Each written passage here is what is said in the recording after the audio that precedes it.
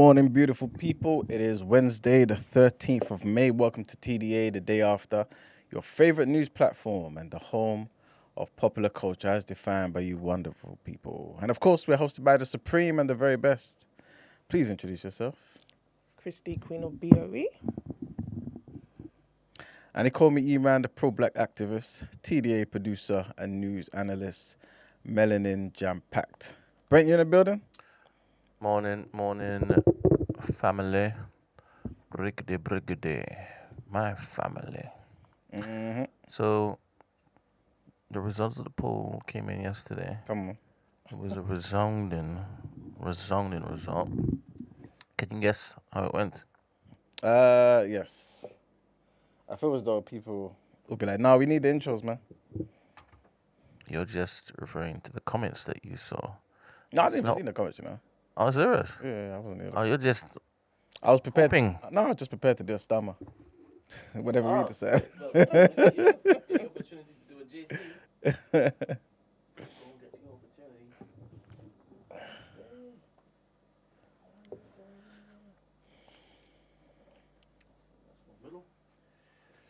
All right. You all can't see, but you all can't see. Look where Emmanuel's put the big hat. Come on. he put the big hat on his own chair.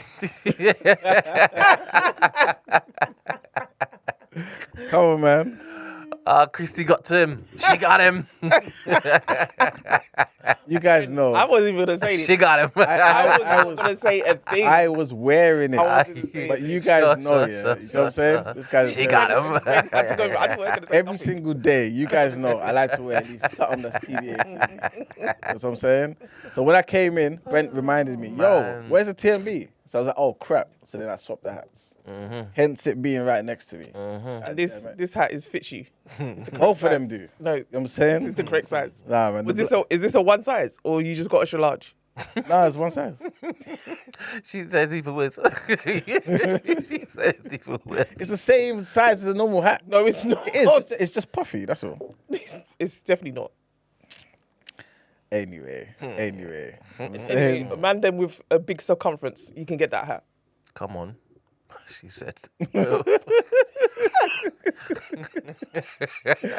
That's why he put the hat.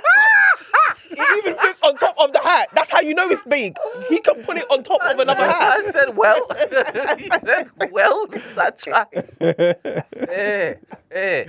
Shout out all of the Jamaicans that know what just happened. You get me? All right then. So, tomorrow, please God, everybody who got their tickets to see Margs and the Right Them Brothers production, you're going to see us in the theatre hall. Make sure and stop us and send us your love. If the show's going on and you catch one of us, you shout out, "Hey, TDA!" Don't worry, we've already told Right Brothers it's going to happen, you get me? Indeed. When the show is finished and you see us, beeline and find us. Show us some love. If Christy happens to look a bit hungry and you're man, do what you need to do, you get me? Run.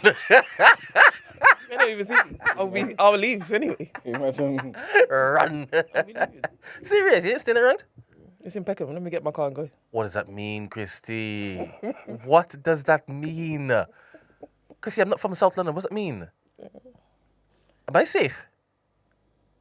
Mate, you just said you just fought recently, so you're safe. You said you had a fight recently, so you're fine. Not in Peckham. What? Not in Peckham. Okay. Oh, man, what's happening down south? Nothing, man. All right, so she's just lying. She's slander. Yeah, I mean, we're all grown-ups, isn't it? Like, you go to wherever you go to, you get there safe and you go home, that's all.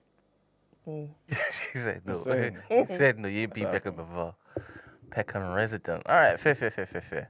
Well, if it is you do stay around, Christy, you're going to get looked after. You are going to get looked after by the TT community. Well, Esther's there, innit? So, obviously, you treat her, not me. So. You imagine. Yeah.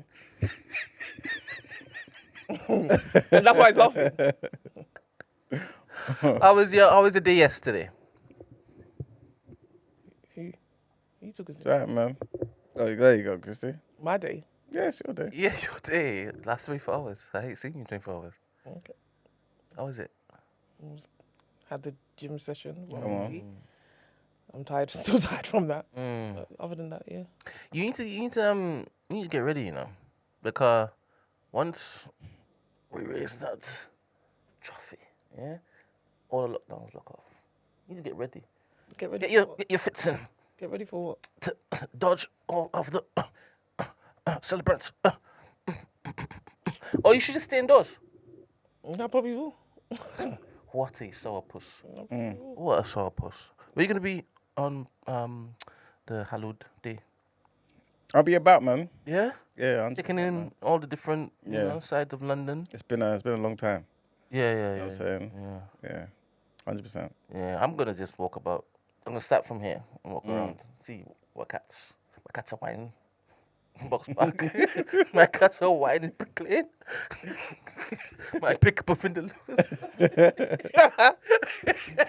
When is the parade meant to be? When is it? The last week of May, innit? Yeah, the whole damn week. Yes. It's gonna be lock off. Lock off. But anyway, I hope it rains heavily. Hater. Oh my goodness. wait. If the Champions League is the 30th, Yeah, it's the next day, innit? it's the next day, isn't it? Yeah. Rotted. Crazy. Yeah, it's gonna be a wonderful, wonderful time, Mm-hmm. regardless of the result on the 30th. But I was it gonna will go to be- Budapest. It'll be the double. I was gonna go to Budapest. Yeah, let's go, Brent, man. Yeah, 100%, man. yeah. You guys would allow us to basically just lock off. Wait, we don't have a show. No. Come on, I might do a nice show speed thing. Mm. You know what I'm talking about? Right? I'm trying. Wait for Serious? the next set. How about you, Christy? Are you up with the Joneses? What? Keeping up You with the got harassed Joneses? in the stadium? Who? You said Asho Speed. Is that what you're referencing? When who got harassed? It's the speed. Just speak. When he went to a football match. Is that what you're referencing? No. Okay. You know what he's currently doing? What's he doing now? What's he doing? He's taking the tour of Caribbean, isn't it? Wines everywhere, bro. Oh, okay. Yeah, He's yeah, just collecting yeah, wines yeah. all over the place. Big him up, man. Yeah, man. I think I'm gonna do that, and I'm just gonna. It'll be different in Stream Budapest, it. though. I'm not gonna go to Budapest. Oh, okay. I thought that's what you were saying. No. No. I'm talking about the parade day now. Oh, which parade day? Okay. Yeah, the parade. Okay. The parade. There's only gonna be one parade. Talked about in the next century. 100%. Ooh. And yeah, I'm talking bossy, even though we haven't won yet, because I've been doing it all season. It's important. Because that's what champions do. We walk into it. It's true. You know what I'm saying? That's it. So we're ready, done, dusted. Yeah? Come on. Walk into it. It's like all the Arsenal fans are Christians. Believers, Believers, I should say. Sorry. Come on. I corrected myself. Yeah. Yeah. Come on, man. It's going to be a great day. All of the faiths are going to be rejoicing Come together, on. Great passports. serving one God. Mm-hmm. Come on, God, obviously. Arteta. Come on. Arteta? That's what I said. Okay. Big up Arsene Wenger too, man. You see? I was waiting for you to basically say no. Yeah, 100%. Got big up Wenger. Hopefully he'll be there as well, He'll be man. there. Come He's on. talking about he'll be on the bus. He's driving the bus. Yeah. No, the great conductor. You know what I'm saying? Greatest conductor. Yeah. Don't do that. I didn't demote him. He was the greatest conductor. 100%. Yeah, who else? It's his bus company. Mm-hmm. You know what I'm saying? It's his bus company. He said, jump on board. I started this. Mm-hmm. Yeah, let me take it to you. Who better to lead them through the hallowed streets? The Mm. handover. This is official handover. Official. You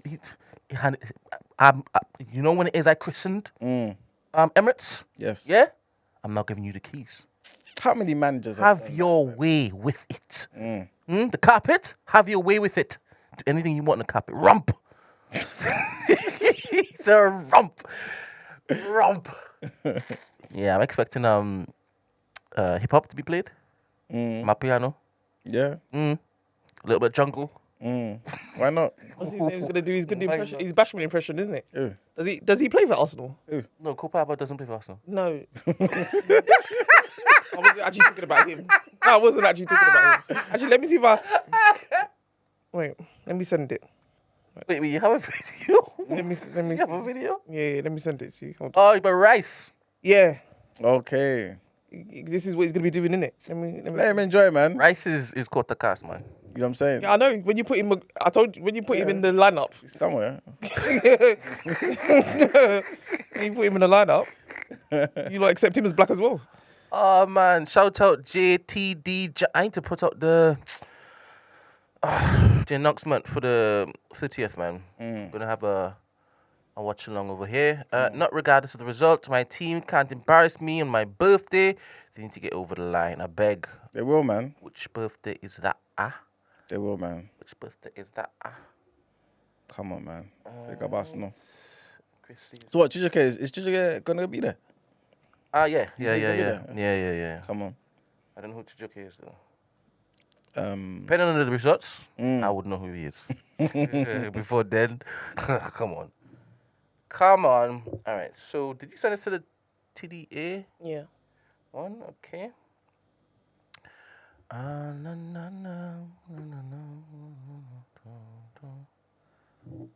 Yes, Champions League final. That's gonna be a great one, man. Yeah. You wanna call the result? Yeah, Arsenal wins. Arsenal wins. All right. How about you, Christy? 1-0, but 1-0. That's what To who? I don't know. Okay. She's leaving it right there. PSG could take it. Arsenal could take it. Yeah. I mean, Man United can't. You know what I'm saying? Yeah. Pick them up, though. That's fine. It's a long time coming for you lot. So Yeah, don't go back to that stupid trope. You know what I'm saying? it's not a stupid trope. So dead. It's a factual trope. Hashtag cry more. So, basically, it's Danielle's birthday today. Come on. Come on. She is the big old 2-1. Big up. Yes. Happy birthday, Danielle. Make Happy sure birthday. and send up the well wishes and all sorts, whether in spirit or in truth, because she can be about today. You might bounce into her. Come on. If you do, send her all the love you can. All right. So we've got a video that Christy has just shared. Shane is mental. See the tan? Already, right? Yeah, it's the black. You know? Okay. This is natural color, man. Come on. What was that, Christy? You want to sing along? I'm saying this is gonna be the A best two-step. performance on the parade, isn't it? Go two This steps. is what's gonna be doing on the parade. Good two And step. you lot will be bigging them up. Shout out Danielle, birthday twin. Good. Happy birthday, Ed. That's what a birthday twin means, right? Yeah. Oh, happy birthday, Ed. man. Ed, is it really your birthday, though? Come on. Ed doesn't lie. I said Ed doesn't lie. I know what you said. But you didn't believe me. So Oh, I said, believe Ed. Ed tells the truth. all the time. Yes. All the time, tell Except the truth. when it comes to certain things. What? Like Arsenal being the best team and Yeah, he's a bit of a snake. Greens having Yeah, a he's chance. a bit of a snake. He's a bit of a snake. You know what I'm saying? Bit of a snake. Bit of a snake in the grass. But not our black man from North. What, Rice? No. Yeah. He doesn't live in North. Oh, the other other one. The other one, yeah. We press you going up. This is crazy. This is what you lot hype up. Oh, This is Think worse about, than man. Adele with her locks and that. Nah, Jamaica. with what? He said it's not worse. Nah. Not Western what? Sorry, I didn't hear that one. Competitor. Because he's even doing the little side shuffle and that. You get me? And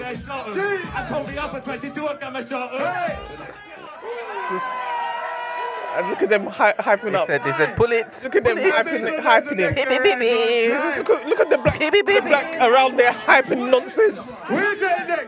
We fresh Just going up. pandering to nonsense. Come on. Yeah, that's why he's such a cultured midfielder. Man. That's where he got it from, man. Come on. Big up Declan. Hyping up Absolutely crazy. mediocrity is mad. It's even less than mediocrity, but Music is universal. You know what I'm saying? Press trigger. Yes. And press people button. Come on. It's ESPN UK, you know. Declan the jollof rice. that's Big him up. that's how I know. That's how I know. I think certain people, just white people, just look alike. I actually thought that was Grealish. They might be related. I actually thought that. That's because you thought like Grealish had it in him to do something like this. Yes, I think that's. He's the one who started it. I thought like. Remember? I thought, Did he? Remember that he got caught with the black? I know there was some shenanigans. He got caught somewhere. with the black. Oh, she's black. Yeah, he got caught with the black. Okay. And he was out of his head, man. He was off his face. But nah, man, this is a red card. This would not be tolerated on the day. what do you mean? This will he be first up? Wait, This will he'll not be be first tolerated on up. the This is day. what he'll be doing, and all the blacks will be around him, hyping him. This will not be tolerated. Okay. Tim said, that's cap. Grealish don't look like Rice. Okay. Ephraim, tell Brent that West Ham had one job over the weekend against Arsenal. I'm here. Brent's been told to know what to do with that, though. Don't know what to do with that. Anyway, happy birthday boy. It says, Rice is deaf, that one white boy in the friend group. He actually is. Remember mine? Did it ever used to be ours? Well, Rice. Who's that though? Oh, you don't? Oh. No. He is a rapper. He used to be a Christian rapper. Oh, what's his name? The ginger guy. Crazy. Yes. Half ginger, innit? Oh, half what? Because it wasn't like a orange. You know what I'm saying? Half Like, Chinchi, it's crazy. Go on. Half what? wasn't it like a ginger brown? Okay. Yeah, It was a Rice. It was a. Yeah, maybe. That's true. They got similar hair and stuff, innit? Yeah, big him up, man. Yeah. What's he doing now? He's not doing that anymore. Okay, yeah, but what is he doing now? So it's still in his bio. I remember when it is that he was moving around like he was bee's knees. Yeah, man. He was getting opportunities at a certain time, innit? Yeah, he was. He Yeah, was big collabing man, with the man. biggest, like, Hollywood Disney stars. Mm. He even dated one of them. Yeah, all this stuff I don't know, unless you're Yeah, adding yeah, on yeah. top. No, it's not. It's not. This is what happened. Okay, big him up, man. Yeah. This is what happened. Then he got married. Okay. It's always interesting to kind of because I always picture myself if I hit the bottom, not the bottom. Wow. What do you call it? What's the turn of phrase? The belly. Oh, The belly. Mm. Yeah. If I hit the belly Mm. in that particular industry, Mm. I'm not squandering that. Mm. Do you understand? Yeah. I'm going to the very top. Doesn't matter what I do. I'm going to the very top. I'm going to all the parties. The clandestine ones, the, eyes wide shut joints. Damn. All of them. Fuck. To be honest, I'll just go to one to see what's happening. And report back. 100%. A dossier. Because it's always like speculation and stuff. I make stuff up from movies and what people say. But once I know now, like I know now, I only tell like the close circle. Not on Instagram because I never use that stuff. But close circle, man. Yeah, they need to know what's happening. Yeah, I think then they would believe me, like who's there and whatnot. Innit? I mean, I'll say wild names. I was even throwing names that weren't there. weren't there. You see what I'm Yeah. I was throwing names that weren't there. Obviously, then you believe me because you had been. I mean, yeah. This is it, man. And then you be treating that person differently afterwards. And then you look at me one day, like after I've forgotten that I said it. You see? And you like you kind of weak. I would look at you, he's like, we're back here, right? 100%, man. I tried to find his name in my head. It didn't. Didn't come back. No. And I always used to say, I've got a white friend. You know, whenever we talked on TV, I was like, I got a white friend. Mm-hmm. That was him. What? Got it. Nick Brewer. Come on. Big him up, man. Nicky. Yeah, he was a good lyricist and that. Yeah. And that was the time when it is that white people weren't like rapping gospel and stuff. Well, he wasn't rapping gospel. He was kind of like teetering, straddling both worlds and that. Mm. That's good, you know. What is? Being able to straddle both worlds. Yeah. I guess After a while, conscience hits you. so. Mm. Yeah. I don't think it's not like he did anything crazy though. Anyway. No, he didn't. But Yeah. sometimes there were bars when it is that it looked like he was trying to because of the influence of the. With the blacks. Nah. No, more so. What do you call that world when it's not Christian? Secular. Secular. Mm. Yeah. So pastor sat him down. Oh, serious? Yeah. Then put the conscience in him. Okay. And he started having doubts and believing this was legit and stuff. Even though the pastor turned out to be mashing one of the parishioners. Imagine he destroyed his thing and then destroyed someone else's thing. I never said this, guys. 'Cause I'm just relaying what. no, but you know, people say, "Oh, Emmanuel's agenda." You know what I'm saying? Emmanuel always wants to. That's because you're outside of the club. No, You're no, talking about the people inside the club. I have a lifetime I'm inside membership. the club. I have a lifetime That's membership. not how it works. It does. That's not how it works. It does for me. Shout out our birthday boy. Come on. Shout out our birthday boy. Your birthday is always gonna be remembered by me now because it's attached to Danielle's. Mm. Crazy how it's not the other way around, but obviously I've known Danielle longer. Tammy says, happiest of birthdays, Mr. Blackboy Joy. This shall be the greatest year yet.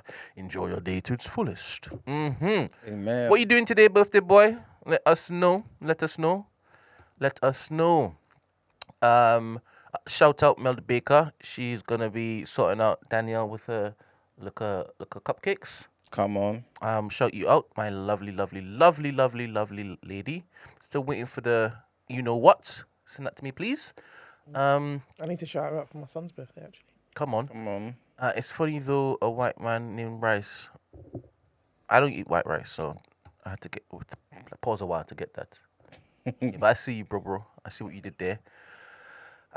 Senior Chichi Boy says, Ed, happy birthday, sir. I hope you enjoy and can get me tickets to the last game of the season. I could sort you out. No, I can't sort you out. You don't even play that game. I can't even play that game. I thought you said you were going to come to the stud. But I was just about to say, Chichike won't turn up. What? As in, if you get a ticket? Yeah, he won't be there. Why? Why did you do that? Why did you do that? What was that? I just say you won't turn Was that up. a stupid gif? The monkey go.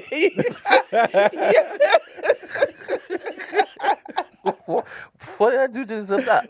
I don't know. The guy's doing barefoot today. The hat has its own seat. Come on. Come on. You know what I'm saying? I say, girl. All right, cool. We're back in the boat. We're going to move on with the clips for today. What we got, Emmanuel? All right, so we got 4 videos here. Locked and loaded. May not play all of them. Depends. Christy, please give us a number. 1 to 4. No, in fact, let me start with 1. Because I want to big up Austin. Big up Austin. He messaged me on Instagram. And he's been a listener of TDA, man. Supporting. Which Austin? I don't know. Just Austin that listens, isn't it?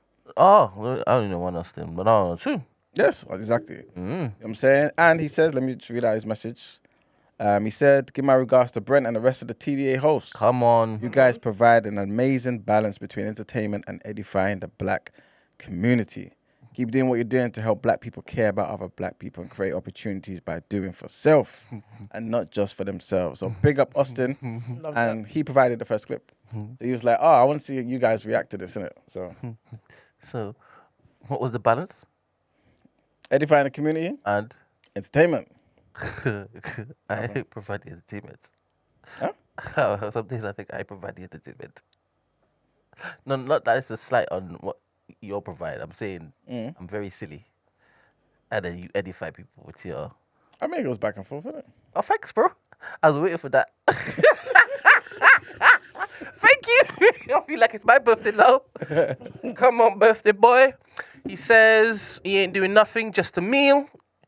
Just a humble one. My real birthday gift will be leaving Leipzig with a European trophy. Well, you know how it is that you don't want good things for Arsenal. I want all the good things for Crystal Palace because it's a black team. It's a Negro team. Yeah, pretty much. 100%. So, Big up Lord Wenger. yes, he was the first. The first. The very first. Yep. He made it fashionable True. to hire Negroes So, in London. So, shout you out. You will win that trophy. It's done now. It's done. what date is it? Doesn't matter.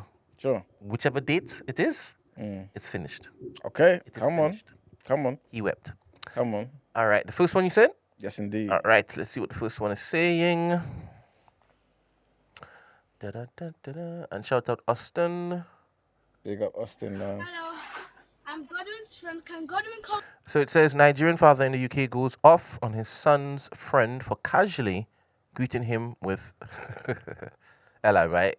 Out to play, please. Oh, sorry, late already. You can't come out.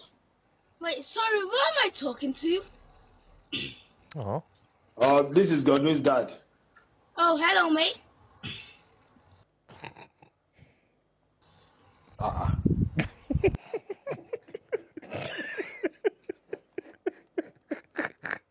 What did you just say? Hello, mate. Hold on a second, I'm coming. Okay.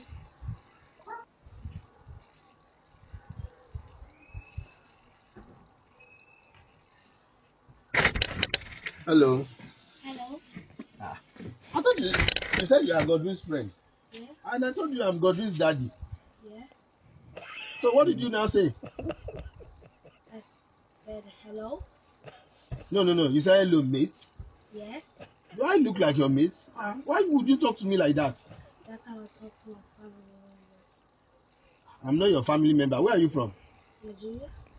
You're from Nigeria and you are calling elderly person late. No, you don't do like that. We don't do like that in Nigeria. Do you hear me? No, we don't do like that. You are Godwin's friend. Just chill. No. He said what? Chill. Nah. He's rude. He said chill. He's never coming back here. Nope. Godwin's not coming to play with his boy. Ever. Nope. Sorry. And he did it. He was right. What the father did, it was a teaching lesson. You understand? And he was very, calm, polite with it. Then he said, chill. Nah. Are you sure you're Nigerian? You know what I mean? That's crazy. This is very crazy. Try to say that word for me. It was muffled. I normally understand, but what is it? He's like, God help me. that normally precedes. You're gonna get.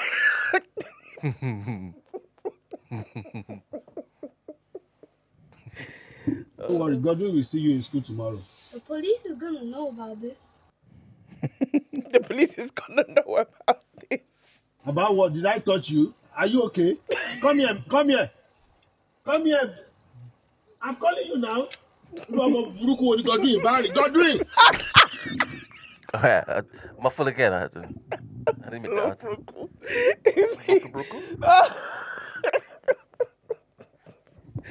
Oh, he's basically questioning like, what kind of boy is this? What kind of friend have you got with? What kind of friends?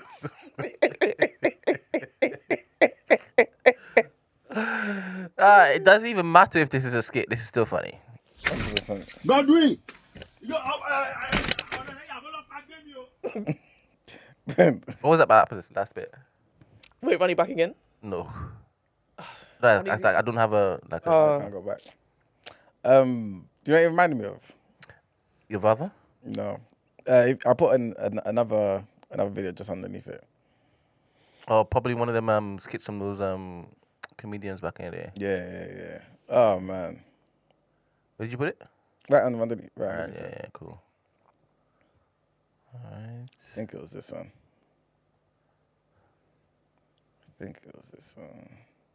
Remember this one? How do I get the news?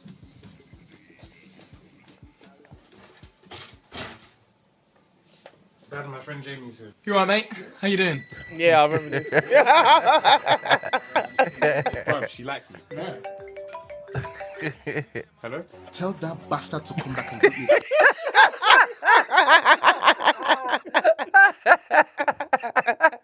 Properly. I'm not his mate. Dad, he said hello. I don't care. Sorry, Mr. MOUTCHI. I didn't mean to offend you. Oh, that's fine. There's no offense taken. No offense taken. Oh, legendary, man. Those are good times. Oh man. Yeah, that guy's. And the thing is, his son's gonna get in so much trouble now. Man. Yeah. So much trouble because of this maniac. Rightly so, though, to be honest. Free Godwin, man. Rightfully so. Yeah. But who's to say God do the maniac? Nah, Godwin's a good guy. Okay. Oh, goodness me. But yes, thank you, Austin, for the clip. Big up, Austin. Big up, Big everybody. up, Austin. I'm saying he watches the show. All right, so there's 3 other clips. In fact, let me just do the last one. The last one, Dr. Brian. Only because obviously it's kind of late. You guys spoke about it the other day. And I was actually going to say number 4. Oh, is it? Okay, perfect. About your doctorate because people can't find your dissertation online. Mm-hmm. How are you responding to that in this new era of your life? I'm going to clear it up once on here. I'm not doing it again. And I'm clearing it up for my doc squad, for my fan base, for my audience who deserve to hear me address it. For the folks who have already made up their mind to not like me or not understand me, listen, I don't give a fuck what your narrative is. I would like for you to recreate it, double down on it, and run that shit. Because I don't give a fuck about it. Now, to my doc squad, my fan base, my folks, you know, my village, it's very simple. I went to a school, Argosy University, completed an entire program. I went back online to get my official transcripts because I was applying to a law school many years ago to be a professor there. And I had to provide my transcripts, right, to get hired. And I went to contact the school and say, hey, I need my official transcripts. I need my entire thing. And there was no school. I was like, okay, I'm confused. I Google. It says this school has been shut down. I said, oh, well, they got to have records. I mean, they were accredited when I attended the school. They were accredited when I finished the program. I go and look, there is a third party that has the records. Why I contact the third party, that third party only holds records for 2 years. I was past my 2 years. So that means that I had no access to records. And then I contacted, financial aid. You can't make up financial aid. It shows that I paid for a doctoral program alongside my master's program and my undergrad program. And they said, we can fully refund you your money under one circumstance. We give you your money back. You don't get credit for not a class, a course, a program you took in this university, at this institute. So do you want us to refund you? Or do you want us not? I said no, because I didn't want to risk the chance of them saying, well, we're going to give you back your money, and it wipes out your entire program. Luckily, I had, I do this with all of the schools. I had downloaded from the actual student portal my transcripts at that time, and I was able to get just about all of my transcripts, including up to like dissertation. But everything else, there's just no holding take for any of our records, which I think is completely effed up. Just in They general. are going to kill you online this week. They're going to say she has no records. They just want to hate you regardless. No, that's fine. And it's not even that there's no records that I don't. The school had a third party that carried the records only for a limit of 2 years. So it's not me. It's any student that attended Argosy. But again, it doesn't, how can I say it? It doesn't affect me because if I chose to go get a license as an LMFT, I have my master's in marriage and child therapist. I have my hours. I can just take that and say, hey, let me submit these for licensure, and I want to go sit for my exam, and all I have to do is study. I don't need a doctorate in counseling psychology to go get licensed as a therapist. That's what we're all missing. The conversation about your doctorate because people can't find your dissertation online. Mm-hmm. How are you responding? The end of that part didn't make no sense to me. Which part? Where she said, so why is she calling herself doctor then? I'm so confused. So, BetterHelp. Yeah. The online therapy. Yeah. It has bare people who. I know. Yeah, yeah, Dr. Shadiq, we spoke about it when he was on here. Oh, serious? Yeah, and All I right, said, then it's out there. Then it's yeah. out there. Crazy, right? Yeah, and I remember saying that's like it's like the hinge for therapists. Like, Question though. Question. Let me go back to the clip just now. I mean, if we go to a cultural healer and whatever he or she does, it works, can we put our hands up and say, all right, I'm good.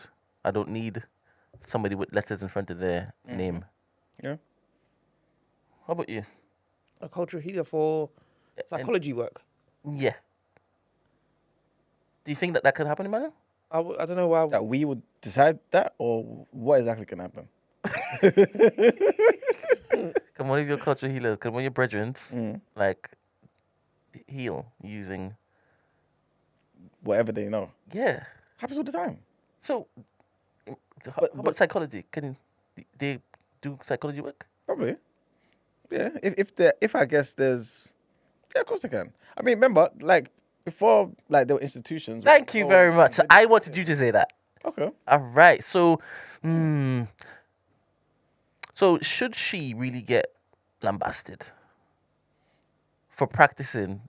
No, let's not do. Don't do that. No, to be honest, she's not performing cultural. I've decided That's not how. That's not how she's purporting herself. I've decided. She purported herself that she's come from an institution. That's totally different. Engagement for a conversation to flow. I want you all to cook. But and sometimes I need to be the person that you all cook in order for you all to cook. So I want the conversation to be more than just what it should be. You understand? So we do here on TDA. So go on. You say that no, it can't happen. No, because of what you're purporting. If you're purporting you're from an institution, then no.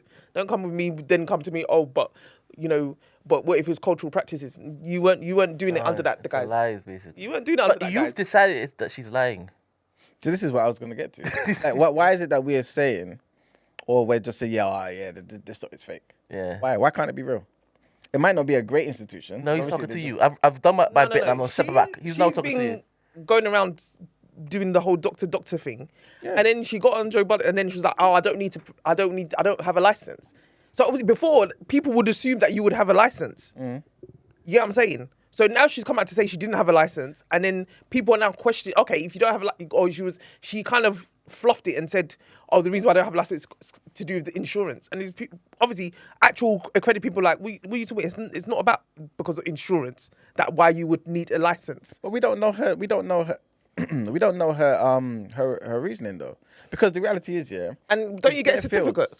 Don't you get some type of certification when you definitely get a bunch of different things? But she's saying, so I'm just like, I don't understand. Yeah, but she's saying, oh, I don't have any of this stuff here. When I wanted to get this stuff, it's missing. But regardless of that, though, she has the right to have a DR in front of her name, right? Because at least from her understanding, she passed. She got everything. She got the accreditation. Everything was legit, yeah. But she doesn't necessarily have to have a license, does she? What did you say was legit? Her doctorate. Okay. That's what I'm just saying from what she's saying, isn't it? Yeah. I've handed over, so it's yours to know. Yeah. So my thing is, remember, there's bare professions where you have to get a license every single year. You got to renew it. Social work, to this work and that work, all over the place. If she feels like it doesn't benefit her, you know what I'm saying? Like, there's financial advisors out there who are like, wait, I don't actually see people one-on-one anymore. Why am I going to renew my bloody financial advice certificate? For what? You know what I'm saying? For what? You know what I'm saying? So she might be thinking, I'm not doing that no more. Now I'm in the social media space. Now I'm just doing interviews and doing so and so. Why am I squandering money doing that? And America, the amount of money for fees is insane for no damn reason. You know what I'm saying? So I don't know, innit? I'm just trying to see, is it plausible? Beyond a reasonable doubt, you know what I'm saying? Before we take away this woman's 3, 4, 5 years of hard work. That's all I'm trying to say. Okay. She did that to herself. How? By going to the wrong university that just closed down? No, she did that to herself because again, how she got introduced. My thing is, if you want to pivot and be an influencer, a therapy influencer, that's your business. But then say that. Don't purport it like she came in talking like, oh yeah, clinical psychology, I'm a doctor, all this, racking off all these accolades and whatever.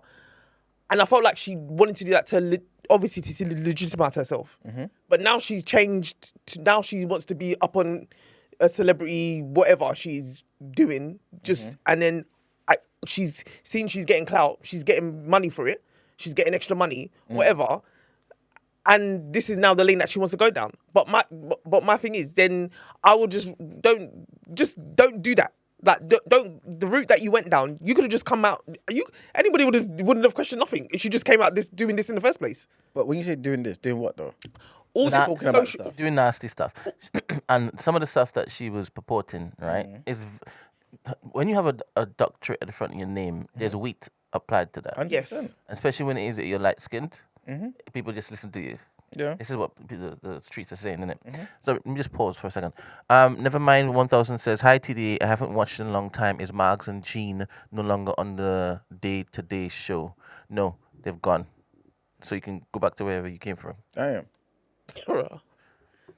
Sorry, is that too rude? Yeah. Serious? Why You respond to What it. they do to you? Sorry. Yeah. Go on. You respond to it. Oh, they're still here. They can't leave. That's all. So you lie instead. They're gone. All right, cool. They're gone. You don't care. I don't care. They don't care. Oh. Never mind. They don't care. Do you understand? You just wanted to address that. You Yes. had to address it. Yeah, when I see you had to things like address it that way. Yes. Yes, it's important. Okay. Do you understand? If it is that you've only come for them. No, Right. But remember, all right, look at what Nevermind just said now. Yeah. I didn't ask in a rude way. Who's the new cast? I'm a subscriber. I'm invested.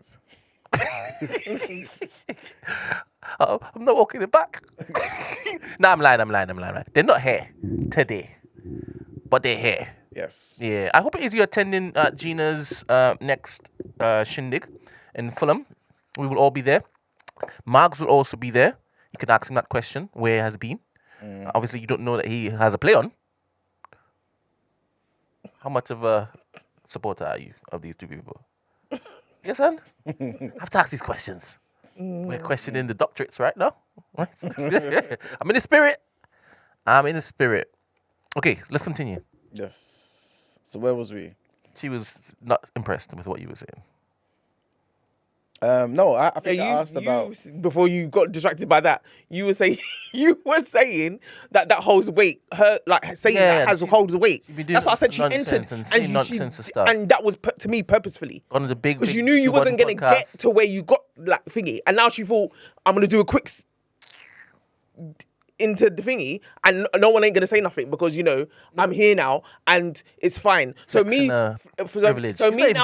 now she thought it was now a safe space, and now she's solidified herself to be like now to come out and be like, I'm not practicing under the license. I don't have license now. But why does she have to tell you that though? Why did she tell us that then? Tell you what? That she got a doctorate? No. Why has she got a job budding to say that she ain't got she could have just kept quiet. No, but I remember I've not seen it. You know what I'm saying? I've not seen the episode. You've seen the episode. So you better place to give the context and stuff, right? But I don't know why she said she ain't got no license. Sure, they must have come up in just normal conversation. You know what I'm saying? Somehow. They were asking about her practice. Okay, what cool. she practices. So she's not practicing then. So they was trying to drill down, and that's when she just literally offered up that information. Yeah, and she was just like, and then she was just like, I'm not doing that actually, but then she followed up by like, the reason why I'm not is because of insurance. Like in America, there's the whole insurance and it's all the bills and all this, and she tried to like gloss over that fact.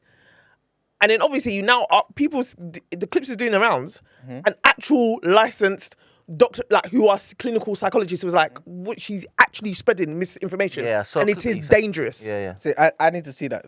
Is there any way, Ed? Is there any way you can provide that clip? No, I've got the clip. I sent it to Brent, and he's got the clip where she's talking about this. You don't want me to play the clip? Why not? Because you'll get tired after a while. Oh, is it? It's very long. And she, Okay. And she's tearing down your person that you're supporting right now. Oh yeah, but I don't mind. I don't know. All it is me just saying before we say so and so about somebody, let's be sure, innit? To some degree, beyond a reasonable doubt. That's what I'm saying. I reckon. I feel like it's possible. I reckon the fact that she's on a Breakfast Club right now, sat on that seat, answering this question, is because everything that preceded that justified that. Okay. You understand? That was a qualification for me. That's just me though. Mm. Yeah. Maybe you. I guess you didn't see her before. She sat I've seen there. a couple clips and that. Was she on the Joe Budden podcast? I've not seen her on Joe Budden podcast, so Okay. no. Just seen her here and there. But that type of conversation, I don't care for in it. So when I see it, 35 seconds, 45, then I clip, then I'm gone somewhere else. You know what I'm saying? So I don't really care for that type of content. But still, the woman, if she did 3 to 5 years studying, I'm not allowing nobody to take my doctorate from me. That's insane. I don't give a damn. Provide you with proof. Why? Was you in the library when I was studying? No. So I'm just telling you I'm a doctor. I'm a doctor. I got my bloody stuff. And that's it. Obviously, I'm not practicing at the moment, so I'm not going to renew my license. Why am I going to squander money? To me, that's reasonable. So, question. Both of you all. I feel like Especially in America. For the both of you all. to play that needs to get played. Okay, cool. Needs to get played. So, for the both of you all, because what he's suggesting is, I'm speaking to you calling her a liar. And you're talking to, well, she's causing harm. Because she could be telling the truth and still be causing harm. Do you understand? How is she causing harm, though? Well, the video that she wants me to play explains this. Would you like me to basically play a video? Yeah, what I mean, to give the context to the people. Yeah. All right, let's do it. Let's do it. Let me find it. Maggie says, I wouldn't be this chill about my doctorate being missing. This is so strange. No, but remember, if she's got years of getting used to this, that's why she's chill. So, She didn't just find out 2 weeks ago. My introduction to this doctorate with this psychology stuff, right, is through the wonderful healers that have come onto this platform, Dr. Mani in specifically, right? She said that she had studied for years. Like, she had to give up so much, right, in order to get this. Yes. At the end of all of that, how are you not looking to make sure you've got that in the bag? After spending so much money doing that, right? Putting your mind, your spirit, your body through all of that. How are you not going to make sure that thing that you're going to put in front of your name, that there's some sort of weight, backing, evidence behind it? Do you understand? I understand why people are questioning. I'm not saying you shouldn't question. I'm not saying that at all. I'm just saying, I think it's gone beyond the realm of questioning and just saying you are a liar. And I'm saying to you, she might be. She might be. But if you lost I have not seen my degree in years. If that's now lost, I have to contact my uni to be like, yo, where's my thing? And my uni is no longer existing. And they told me, yo, it was bought by a third party or they're in control of it and they only kept your records for 3 years. What am I going to do? Yeah, so my question... Just have to take my word for it. So my question... Is it your messages? Yeah, Brent. Yes, nothing. Yeah. My question really is, why have you decided to take the stance of believing her? And Christy, why have you decided to take the stance of disbelieving her? It's not necessarily me saying, oh, I believe her, It's more so me saying... The thing is, you need to understand when you say things, Yeah. there is some implication, No. there's a weighting of implication attached to it. That's fantastic. So right now, I'm saying, people do believe that you may be more on this side than on this side. So just pretend then. If you're saying that's not what you're saying, pretend. Okay, fine. But I like to interrogate ideas, innit? That's my thing. So it may sound stupid or whatever it may be, but I like to look into it. So all right, so let's say this instead. Based on what you've heard so far, where has your interrogation led you to believe? It's just more so me saying, I don't think she's necessarily lying. All right, so it sounds as though you are where I'm suggesting that you are. All right, to simplify, okay, cool, yeah. Am I wrong? It's more... Sorry, you have to understand. Is there a reason as to why you're pushing back on Emmanuel? Yeah, because it sounds like you're saying you don't believe it. But my thing is, that's fine. My issue is, if she was just going around saying she was doing life coaching, no one would be questioning her right now. You know that, right? Because you don't need all this credit to be a life coach. Yes, but why should I go and tell you I'm a life coach if I've got a doctorate? That's what in clinical psychology. Yes, exactly that. Imagine I put in the work to get my clinical psychology degree. And you initially came in and that's what you're doing. And then you now come in to be like, I don't practice under a license. Because I don't. I don't anymore. Do you get what I'm saying? That's what I'm saying to you. So Maggie said something about, I wouldn't go to a doctor. Never in your life have you gone into a doctor's room and asked for his license or her license. Never in your life. Never. So that comment doesn't make no sense. I'm simply saying, to me, I'm just simply saying, again, I don't know this woman from nowhere. I'm simply saying, is there a chance that she's right? Because I don't know enough to say she's a liar. That's all I'm saying. I just don't know. The thing is, and I probably is because I'm very stupid. I'm very, I must be stupid, right? So, Tem says he's challenging, he's not giving a stance. Now, I heard you say, I'm not giving a stance. Yeah. I'm telling you, what you're arguing, it's implying that you believe her, right? Then I asked you, setting aside your interrogation, where are you leaning? And you said, I'm leaning this side. Yeah, so what is this about? Yeah. No, What is this about? I think because Temi understands that what I'm saying is, you lot are saying she's a liar. Because remember, I never knew about this story. I'm not saying anything. I'm questioning why have you decided, why have you It decided? doesn't even need to be the two of you in a room. Society, right? People who are talking about this online, innit? Because I never knew about it till you guys told me on Monday or whenever it was last week, right? And I'm saying, yo, people are questioning, saying she's this, she's da-da-da, she's lying, this is cap, all that sort of stuff. All right, fine. No, Why? It's not just that. She's, again, because she's causing... All right, let me they're play saying she's it. causing Let harm. me play it. Let me play it. All right. Because I've... This is not just about the lying. Let's see. Let's play this. Practice under a license. why Right now, I'm would in we? private practice. I'm saying, and Yeah. that's what people don't understand, right? So just to educate some folks a little bit. Hello, my name is Dr. Raquel Martin. I'm a licensed clinical psychologist, professor, scientist, and podcast host who specializes in Black health and well-being. And I want to break down a clip from the Joe Budden podcast featuring someone who presents herself as Dr. Cheyenne Bryant. But before we dive in, I want to make something incredibly clear. Having a doctorate does not mean someone is a licensed mental health professional. You can have a doctorate in literature and be unlicensed, and you are still a doctor. You can have a doctorate in education and hold an LPC, being a licensed professional counselor, and you are a licensed mental health professional, and you are still a doctor, but your doctorate is not in psychology. When evaluating anyone's credentials, it's really critical to look at two things: what their doctorate is actually in, and whether they hold a relevant clinical license. In this case, the person you're about to hear from is unlicensed. I'm going to break down why that matters and why this particular message is harmful, especially to the Black community that she claims to be serving and that I actually serve. A license is really only needed so you can bill insurance. That is incredibly misleading. Yes, you do need a license to bill insurance, but that is not why licensure exists. Licensure protects you. It means I have completed specific education and supervised clinical hours, passed rigorous exams, and I'm accountable to a regulatory board. If I breach confidentiality, if I cross ethical boundaries or harm you, Sorry, want me to pause? I did, but I don't really want to interrupt it. You know what I'm saying? So I just... No, pause it. You don't interrupt it. Yeah. All I was going to say is, like, does anybody not know this, though? You know what I'm saying? Like, I don't think Dr. Cheyenne is saying, oh, my license doesn't mean I have to do da-da-da-da. But she's saying, I'm not practicing this particular thing. Which No, she mentioned on Joe Budden that's why she's come out to and why is this. that? And that clip was so short, so I didn't even hear that. Like, it was literally like 10 No, there's a longer. She brings up the clips, certain clips, which she says. during this whole thing? I think in this Okay, one, cool, but there's others. But yeah, that would just says talk about the licensing part, and then where she said, oh, the insurance, where she breaks it down to the like, no, this is not. It's not because of that. So that's what she said. That's why she was like, it's also there needs to be checks and balances. So you can't say, oh, because you're not practicing under. But anyway, she will talk. I can't talk. No, but I think the way I'm saying it is it's about communication, isn't it? Like what I'm taking from Dr. Cheyenne thingy. Like it's like someone saying, oh, you need to have. I stopped being a footballer because I didn't wear shin pads, and you need to have that when you're playing football. Do you need to have it? Does it is it for this purpose or that purpose? Because of their angle and the reason why they're saying a particular thing, they utilizing that particular reasoning for that. Dr. Cheyenne's not talking about, the license is just for insurance. I think everyone knows license surely not. License to a particular body for regulatory purposes. Surely everyone knows that, right? So to spend, I don't know how long this is, talking about, she's wrong because of this is dangerous. It's like, what are we talking about here? You're saying sure everyone knows. Sorry, She's literally... Oh my God. Sorry, what did she just respond to?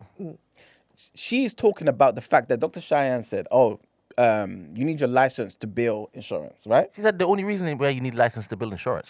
So she responded to that. Yes, that's what she responded to that. So she responded. I don't understand. But all right, maybe this is me reading into it. To me, I'm thinking, surely when you get a license, you're licensed to do particular things. The clue is in the bloody word, right? There's a following certain protocol. There's certain things you have to adhere to. There's a governing body that signs off on particular things. That's why you have your license. You have to renew it so you could actually practice every single year. Let's continue the clip. Yeah. Yeah. All right. You have somewhere to file a complaint and be sure that I'm held accountable. A license is not paperwork just for billing. It's a consumer protection. When someone drops or loses or no longer has a license, they're not solely avoiding the insurance hassle. They're also removing your recourse if something goes terribly wrong. Not binded by BBS, the Behavior Board Science Rules and Regulations and Ethics. And so it just opened up a whole nother, floor in industry for me. And she's also saying this like it's a good thing. I want to state something really important. Ethics codes exist to protect you from exploitation and boundary violation and providers practicing outside of their competence. When someone celebrates being free from ethical oversight, I want you to think of that as a red flag, a flashing one. It's a warning sign because those rules exist because real harm happens when they're not in place. So celebrating that you don't have to be accountable to that should be concerning to you. As a therapist, two things. You can obviously make what you deserve because therapy is real. We're giving everything we have in there. And we're unpacking shit and we're helping you process through things. So it's not us sitting there where if you're an effective therapist saying, tell me more. You should be unpacking. And you should be able to take somebody and drive with them to their goal. And here's another thing. She keeps calling herself a therapist, and in most states, that's actually illegal without a license. You cannot legally use the title therapist or provide psychotherapy without licensure. What she's describing now is coaching, and coaching and therapy are fundamentally different. Coaches help with goals and accountability. Therapists are trained to diagnose and treat mental health conditions, trauma and depression and suicidality and psychosis. If someone with untreated bipolar disorder or PTSD thinks they're getting therapy from a coach, they're going to be seriously harmed. These are actual conditions that go undiagnosed and untreated, especially within the Black community. My clients, the truth is that in order to bill insurance, I have to diagnose you. And you only get about 6 weeks. In order for me to get 6 more weeks approval, guess what? This frames diagnosis as something imposed on you solely for insurance purposes, and that's backwards. A diagnosis isn't a billing trick. It's clinically meaningful information that guides treatment.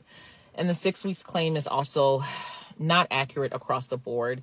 Now, I'm not saying that we should not be addressing insurance because we need to rise up when it comes to insurance authorizations. Like we very much do. That is a different video. But insurance authorizations vary widely by plan, diagnosis, and medical necessity. Many people receive months of years of covered therapy. And she's also making it sound like licensure forces short-term diagnosis-driven care. And that's just simply not how it works as someone who is actually a licensed mental health professional. Majority of people who know that in order to bill insurance as a therapist or a physician or a psychologist, psychiatrist, you have to diagnose. So what do they rather do?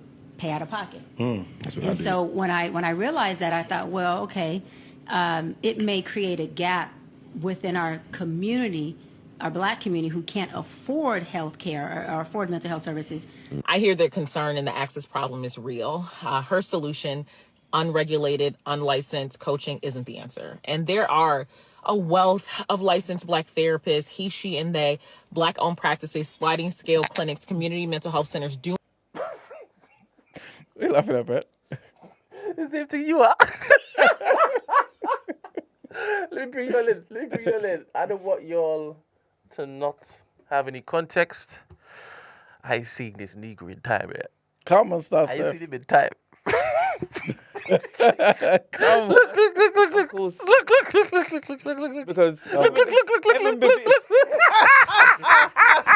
because heaven forbid. Yeah. He says I was Imam. And she clearly says she's not practicing. Yeah. So what does she need a license for? Yeah, exactly. Yeah? What does she you will need? go to her And for then- nothing other than to and look then- at her. and then- Obviously. Get this hit off the screen. Yeah. We love Dr. Shaya. And that's why she's been able This to float about. is Because of that kind of stance. Let's continue the video. Oh my gosh. Just hate it, you know. Doing this work with their licensure intact, keeping their credentials because their clients deserve protection. The solution to healthcare access gaps isn't removing safeguards. It's expanding access to regulated care. It's providing more scholarships for people like us to get the training necessary. It's more support group. It's actually mutual aid, but it's not what she is stating. I'm in private practice. I make much more money. It allows me to have more leverage and really be hands-on with my clients. I'm not binded by BBS, the Behavior Board Science Rules and Regulations and Ethics. And I want to be honest about what's really happening here, because the messaging is awful to me. The pitch to potential clients is, I can give you more personalized care. The pitch to herself is, I make significantly more money and I'm not bound by any kind of oversight. And those are two entirely different things. And when your financial incentive is disconnected from professional accountability, that is a conflict of interest. However, she is not bound by anything when it comes to conflicts of interest, because the only thing that she is bound by is the limits of her own ethics and morality. Look, coaching has real value, and y'all know I hold real coaches down. If you want goal accountability, a coach can help, but coaching is not therapy, and no coach worth their salt will say anything other. If you're dealing with mental health, like anxiety and depression and trauma and these other things, you deserve a licensed mental health professional whose conduct is subject to oversight. And I know it sounds like gatekeeping, but it's truly basic safety. And it's important in communities where access has been denied historically. The answer has never been fewer protections for us as Black people. It has always been more access to regulated, accountable care, because we deserve that. And I also want to address that it took me some time to think about doing this video, because as a Black woman, it's just been really, really tough for us as Black women. And as someone who states that they advocate for the Black community, he, she, and they creates programs for the Black community, is the founder of the largest mental health and education community for Black women in the country. I totally understand where we're at when I'm holding my programs and things of that nature. But I do want you to know that I always state that my Black love is also accountability. And being Black does not mean that when I'm dealing with other Black people, I'm pro-Blackness no matter what you do. That's just never going to be the case. So I don't want you to, I don't want to hear anything about like, oh, this is an attack on a Black woman. It's not solely, it was the aspect of supporting Black people was never about supporting just Black people no matter what they do. It's supporting Black people in love and also having accountability. And these messages are wrong, and they have been wrong, and they have consistently been wrong. And and as someone who has the size of a platform that I have, I think it's important for me to share psychoeducation and information, because I understand the significance of it. And I understand the significance of it because I'm actually working in this field. This is a really harmful message. And I do understand that there's this aspect of like things are entertainment, but these things are harming us. And I know they harm us because I'm actually working in the field. I am a doctor who creates content, but I do want to state that when I say the titles in the beginning of my video, I'm actively doing that work. I'm actively conducting research on Black identity development and mental health and well-being of the Black community. I am actively practicing as a licensed clinical psychologist and see patients weekly and have been seeing patients for over a decade. I am actively a professor and working with youth. I am actively a health educator when it comes to training clinicians in cultural humility so that they can serve us better. And I think one of the reasons why a lot of individuals will say it's not that deep or state that it's just entertainment is because, one, you think mental health in psychology is just folk wisdom, and it's not, it's a science. And two, you guys are very insulated from the field that you claim to be discussing because you don't work in that field and you haven't in quite some time. But as someone who walks into the offices and sees the clients and goes to the talks and does the community programs, we are struggling. And in these little entertainment only pieces that are spreading misinformation, you're doing more harm for the Black community than you know. And the reason why you don't know is because you're so insulated from the Black community. You just sit in front of these mics and you make all these money and you do all these Patreons and you wear these crazy hats and you do all that. But I would actually say I don't see these kind of places as pro-Black. I don't. And the only way you would know that is if you did the work that I do. And you're never going to, because one, you're not qualified. And two, it would break you down. It will break you down every single day. I've never heard so many people saying licenses and degrees didn't matter until more Black people started getting licenses and degrees. Okay, thank you for that one, man. Thoughts? AA said she's just talking about herself. Me. She ain't doing nothing. It's about her. I don't know how you watched that and thought it's just about her. Do you agree, Manuel? What, that's just about her? No, I think she's obviously making points about Dr. Cheyenne and everything, innit? But I do think that it's kind of like when you're having a debate with somebody and they don't address your point exactly. They start talking about other stuff that even that person agrees with, just so that everyone's on board. But yeah, for real. Like, I understand what you're saying, innit? And maybe it is that I don't know the full position of Dr. Cheyenne, what she does in the day-to-day and all that sort of stuff. But my understanding is she doesn't practice. And if you don't practice and you don't have no intention of practicing, what the hell you need a license for? Why? She said therapy on that Joe Budden. She said therapy. Yeah, that's what I'm And saying. she just combated that. So what are you saying? She does. What do you mean she said therapy? She said she practices therapy. Yeah, but that's what I'm saying to you. So this is why I was a bit confused because I thought she doesn't practice. She You know what didn't I'm say that saying? in the clip. But it sounded like she said it in the clip. Exactly. So at the same time, I don't know if maybe she's saying this was before and now I don't do that anymore. Oh, you I found don't- another No, I just post don't know. to move. No, I'm just saying I just don't know. You know what I'm saying? Mm. So all I'm saying to you is if it is that she's not practicing, because this is what I heard, that she's not practicing. So if she is that she's not practicing, why does she need a license for?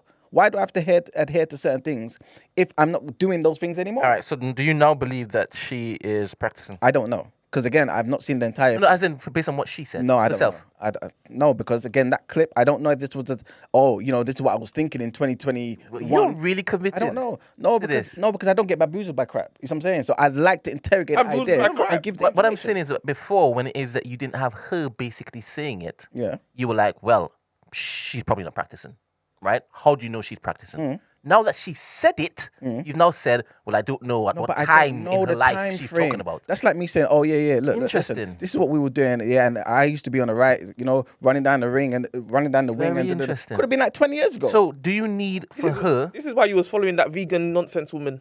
you talking about Bum Bum Yeah, Girl? yeah, See? This is See why what you I'm was following And it. this is exactly. This is why you was following it. And then when that all came out, you were still even following. Yeah, I said, what's up, follow? What's up, follow? This is exactly why. And that's what next fruit helps that me. vegan woman bamboozled.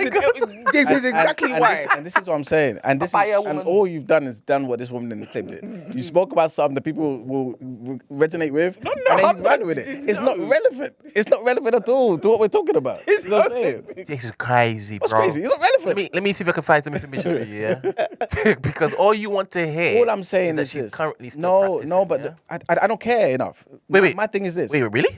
What? If I find out that she's currently has a private If practice, she that is, then- she's practicing, listen, you have to understand something. If she's lying, then she's lying. I've never been to her. I don't watch her content. I will not. I don't go to therapists. I don't care. I'm simply saying, if you lot are saying she's lying, be right that she's lying. Because if you're spending 3 to 5 years getting your doctorate, don't come tell me, oh no, I never did it. That's all I'm saying. I don't know the woman. I don't care. I'm just saying, you're saying this black woman here is a bloody liar. That's what you're saying. So, okay, if that's the case, beyond a reasonable doubt, prove it. That's all I'm saying. This woman ain't my friend.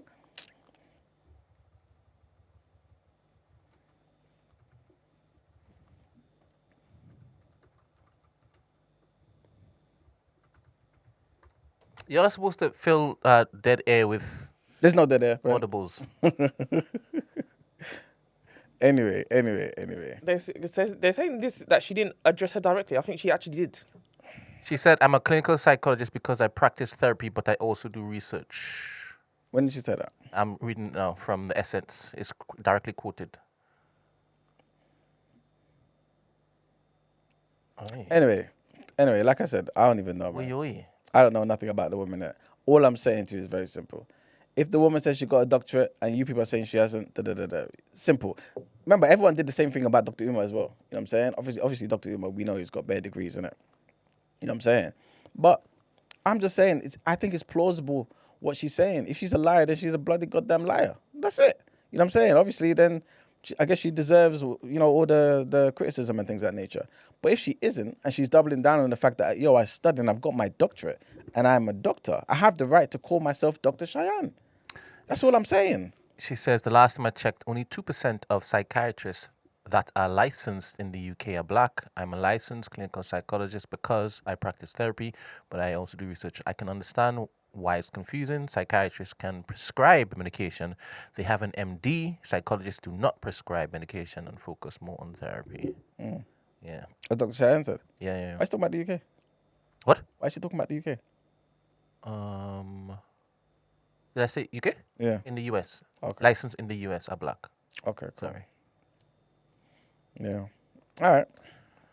Thank you very much for that. Shout out the listeners' couch starting, God willing, this month. Mm-hmm. Yes. They're all. Yeah, I'm just gonna say all have like, I mean, there would be no squabbling over this. refuting, Dr. Mani's, she's now you. Dr. Mani, Dr. Shadiq, and Dr. Cheryl. Come on. Can you imagine? Anyway. And you said it with him. I don't do therapy. I said what? I don't go therapists. No, I'm going to go, innit? You just said too much, man. That's too weighty, bro. No, I'm going when the show starts. When the show starts, that's my therapy, innit? 100%. You know what I'm saying, guys? Listen to the show. He said, why do I have to do it if it's coming to me? But I get why you would agree because it's about the money, innit? There we go. What's about the money? It's the money. She's nothing to do with getting money. more money, so that's No, why you would. That's why you would agree. But the thing is, Christy, let me tell you. My thing is this, yeah. If you're saying somebody's a liar, I feel like you need to provide reasonable doubt. That's what I'm trying to say. And number two, like Brent was saying before, there's many people in our community, outside of our community, who are giving people help and they're actually getting healed from certain things. I think her perspective is, I'm going to do that so that I'm not bound by certain things, but I also studied and got my doctorate. So I'm going to call myself Dr. Cheyenne, but I'm not going to abide by their rules, and I'm going to do it in my own way of doing it. Yeah. That's basically what I'm getting from what she's saying. I've been on tonight's conversation. Wait a minute. I've been on tonight's conversation. Wait a minute. I've been on Joe Budden. You are exposing people who can help people outside of the prescribed regulatory methods, right? Yeah. Let's go back to my favorite fan. No, my favorite guy. Don't mention Terrence. No, I have to. You gave me the alley-oop. You pipped me. But who's he helping? He basically didn't go anywhere to collect anything. He's no accreditation. And doesn't do anything. He's a mighty actor. But science? No. We ain't gonna do that. We ain't gonna do that. That's a step too far. That's a step too far. 1,000 steps. Nah, man. All right, cool. So, do you have any more videos to play in the intro? I'm thinking if we can play them tomorrow or... No, big up Josh. Josh is in the building tomorrow. Yeah, that means we started 8:15 apparently. Yeah, 100%. I'm trying to think. I've got 2 clips here. I'm going to leave it. I'll leave it for Friday. Yes, I'll leave it for Friday.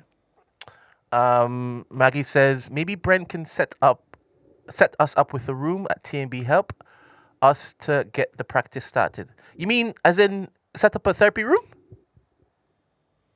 Is that what you mean? I don't know, you know. Wait, how were you able to read into everything that Shahid said, but you can't read into what Maggie said? No, because sometimes the means of communication. I don't know. Maggie, is this what you mean? Like we should have a therapy room, like a walk-in help spot. Because that's a lot of load that you're suggesting that I'm going to be asking these qualified people to be doing. A lot of time. And like mental and spiritual energy. No, just hire anybody. I like what you just done there. I like what you did as long there. as they're helping the community, right? This is ridiculous. No, you've opened the door. You've opened the door. Doctor? No. You've opened the door. Please. Are they a doctor? I don't understand what's going on there. Ben, put advert out. Nah, you lot are insane. Put advert out. You lot are insane. Run it. Christy, have you ever asked Dr. Shadid for his qualifications? I would think that Dr. Shi will not come on. You can't say I would think. Nope, don't say I would think. Work? No. Dr. Shahid did. No. Works at NHS and not hold that. It doesn't matter. Okay. It doesn't Okay. matter. All It right. doesn't matter. He bluffed them too. It doesn't matter. Yes. Work at NHS and doesn't hold it. Shouldn't that be a doctorate somewhere? You know what I'm saying? He could. That's your way to get out of this pressure. This Gen press from Christy to turn it on me and my people. That is crazy. I'm gonna clip this up and send it to him. That is crazy. All right, is this the last clip? No, we'll leave that for Friday. All right, then. Got some headlines. Let's get into it.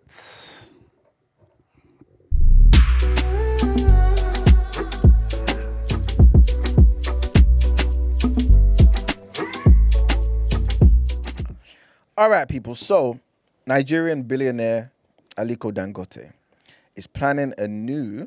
What have we done to Ed? Huh? What have we done to Ed? This is What funny. have you done to Ed? Remember, Why have you turned him into Isaac? have you turned me into Isaac? This is worse than that. This is red card. Do you want me to ban him? What? Do you want me to No. pause him out for a little while? Not at all. This is on his birthday, you know. This is why. This is when he's fully relaxed. This is why he's allowed. This is why he's allowed. You even interrogate someone that was crazy. It doesn't matter. It doesn't matter. At the end of the day. Oh gosh. Now I see why you like Dr. Bryant. You lot all enjoyed the episode. Fuck. You lot enjoyed the episode. You lot welcomed him back. He's been back twice since then. Oh my Oh, goodness. you understand what I'm saying? Again. Under the right accreditation. Yes. I was just going to say, It doesn't under the matter. correct information. None of you have checked. None of you have checked. None of you have checked. None of you have checked. Birthday boy. None of you have checked. Again. Boy. Anyway. Boy. So, Nigerian billionaire Aliko Dangote is planning a major new oil refinery in East Africa, with Kenya's Mombasa port emerging as his preferred location over Tanzania. So the proposed refinery would mirror Dangote's $19 billion Lagos refinery, which became fully operational this year, 2026, and is now supplying fuel across Africa amid Middle East supply disruptions. East African countries currently have no active refining capacity despite significant crude oil reserves, leaving them heavily dependent on imported fuel from the Middle East. Leaders, including Kenya's President William Ruto, said that the project could help Africa become more energy independent and reduce reliance on unstable global supply routes like the Strait of Hormuz. Analysts say more refining capacity in Africa could lower fuel costs, strengthen energy security, and support industrial growth, but warn that political and logistical challenges remain. So another opportunity there, guys. Next headline, and Sadiq Khan has urged TFL and the RMT union to sort it out as crisis talks take place ahead of fresh tube strikes later this month. The RMT has announced 2 further 24-hour walkouts beginning on May the 19th and May 21st, with disruptions expected to affect 4 working days.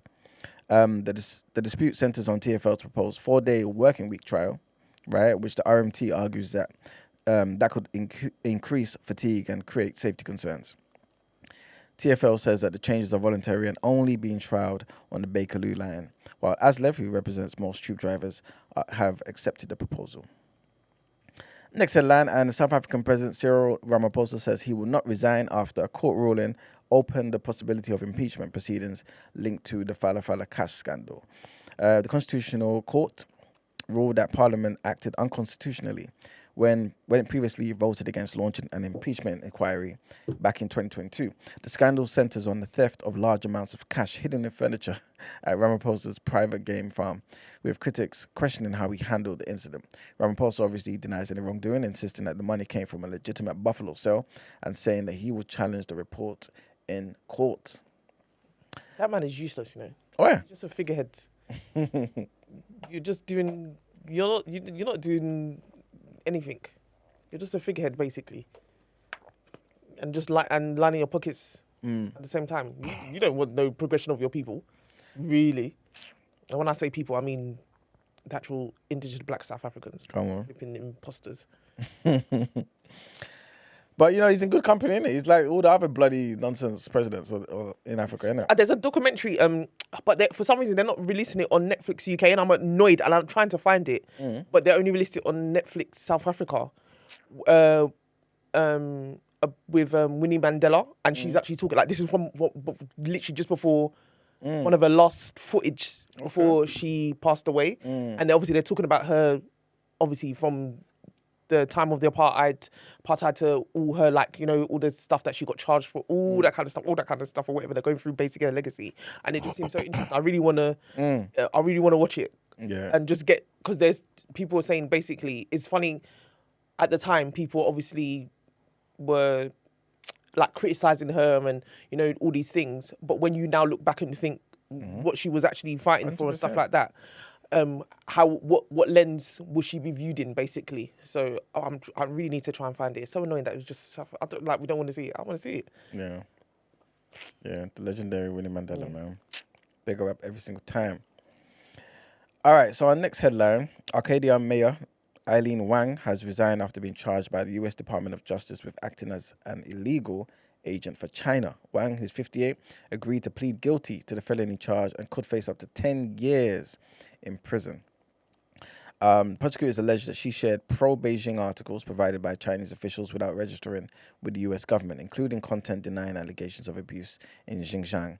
The DOJ says that Wang worked with Yao Ming's son to operate a Chinese-American news website that allegedly spread messages directed by Chinese officials. Arcadia City officials said that allegations were deeply troubling, but confirmed no city finances, staff, or any decision-making processes were involved.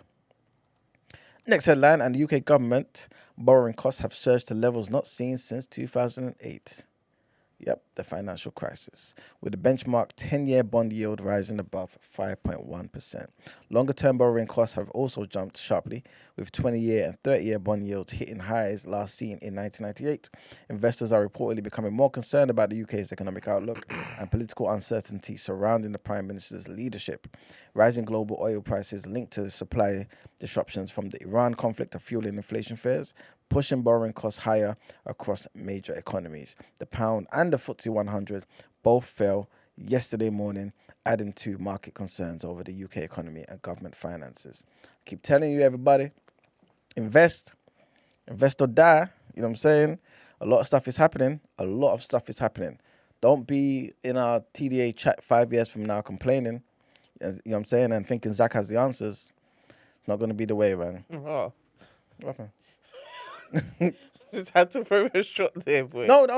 You're not even Starmer. You didn't even say Starmer. No, because Starmer will be in the hot seat. You'll be gone by then.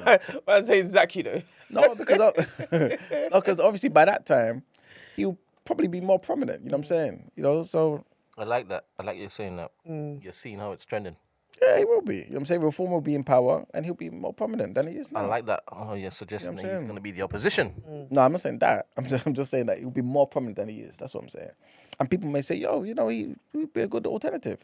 But I'm just simply saying, regardless of who's in the seat, guys, you can't rely on any of them. You know what I'm saying? So now you believe reform is going to... Yeah, remember I said that. Did you? Yeah. I thought you said no. No, there's no way. No, that was before. I was saying, I don't see it happening. But remember I said this, man. Yeah, he's conceded now. Okay. Yeah. Very much so possible, man. Crazy. Insane. But yeah, man, last headline for now. Health Minister Zubair Ahmed has become the fourth government minister to resign, saying that Keir Starmer's leadership position is now wholly untenable.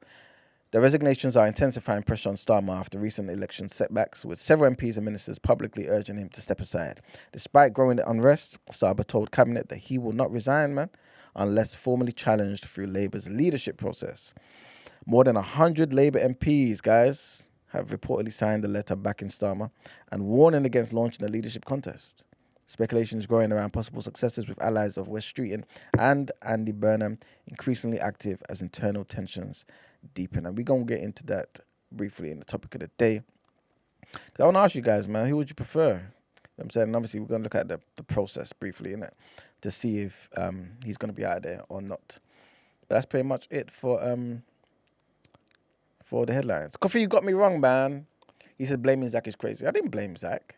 I'm not blaming him for anything. I'm simply saying he doesn't have the answers, and he won't have the answers for any of you. You know what I'm saying? The answer remains in your hands. None of these politicians will be able to solve the problem that this country has. Not quick enough for you anyway, you know what I'm saying?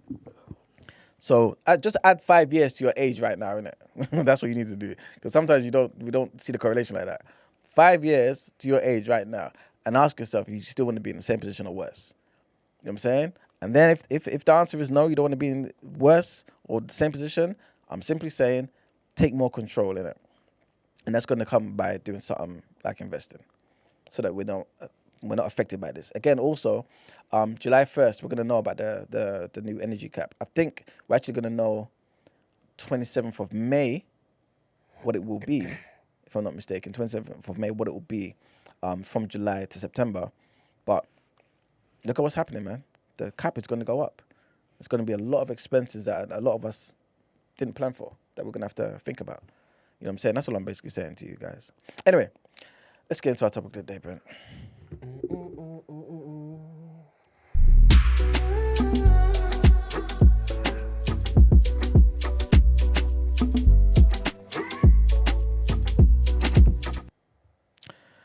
All right, people. Welcome to the topic of the day. Just mumble that. Welcome to the topic of the day. You know what I'm saying? And the question is simple, man. In fact, let me get the question out so I can get the names in the right order. Anyway, let me just do it off memory. The question is simple. Who would you prefer? Wes Streeton, Angela Rayner, or Andy Burnham? Or perhaps you might prefer Starmer. Like Kofi said yesterday. There's no point in having a change of hands right now, innit? I think it was this morning I saw a headline talking about Wes Streeton again is going to Parliament to have a one-to-one in it before the King's speech, before the Prime Minister goes to see the King. He's going to talk to him in it and be like, yo, what's going on, man? You need to step down. You need to step down. And obviously, I feel like it's too late now for Streeton to back out. You know what I'm saying? Demi, big up Demi. It's been a while. I've seen him in the chat. Big him up every single time. He says, I prefer Keir Starmer. Why should he even resign? You know what I'm saying? MJT says Andy Burnham. Absolutely not shocked. You know what I'm saying? That you'd say Andy Burnham. But there you go. That's the question, though. Why should he even resign? And I've got it from my sources at number 10, as you guys know. I'm everywhere. Wes Streeton, he has left. You know what I'm saying? He was there with Starmer for only 16 minutes. You know what I'm saying? It was a quick meeting. And now he's left. Yeah, there. You know what I'm saying? I ain't going nowhere. So we don't know exactly. That's probably what happened, innit? He probably said, my friend, out of here. Yeah, he said, don't take your shoes off. You know what I'm saying? So, yeah, man. As I said, he was expected to confront Mr. Keir Starmer. But it's unclear what he said. But I'm pretty sure Didn't they say he didn't have enough support, though, to challenge him or something? No, it's speculations, though, innit? We don't know. We know that 80 MPs, over 80 MPs have made it clear they've resigned. Or 80 people up there. But in terms of 80 just for him, I'm not too sure. I'm not too sure.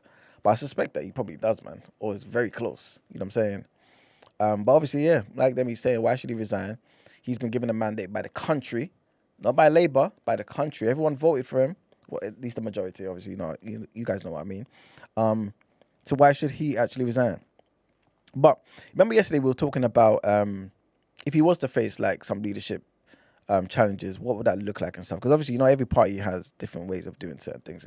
We saw Catherine West in that clip that we played yesterday, basically saying that she's going to challenge Keir Starmer if people don't do something and his close network tell him to resign.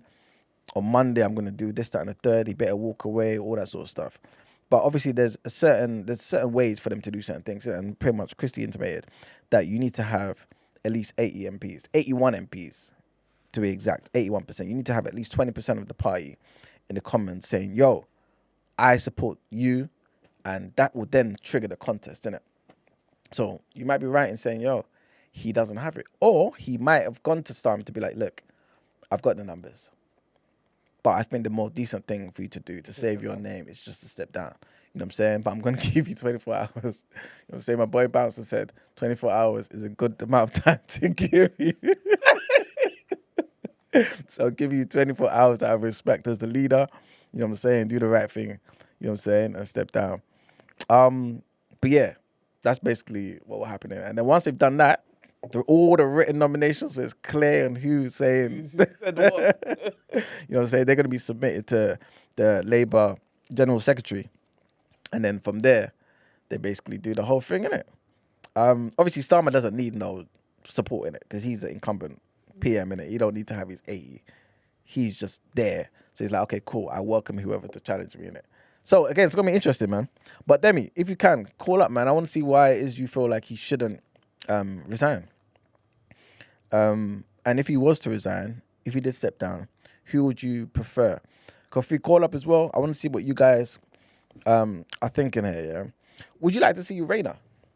Christy, would you like to see Rayner in power? I don't know if she showed anything to me that would suggest that she would be a good MP, personally. Okay. Because ain't she the one with the whole housing? Yeah. But remember, during the elections, though, she was... Can you remind people what she did with the house, though? Oh, it was something along the lines of she was able to evade stamp duty tax. Oh, what was it? I can't remember the specifics now. But there was a certain amount. There was a certain amount of, I think, stamp duty That she would have had to have paid. Hey, but she did it through her son or something, through a trust. And like, to me, again, I've said this many times. I don't give a damn. I don't have no issues with what she did. I don't think it's that big a deal. But we know if that was a Tory person, she would have gone at their necks in it. You know what I'm saying? So we have to be consistent.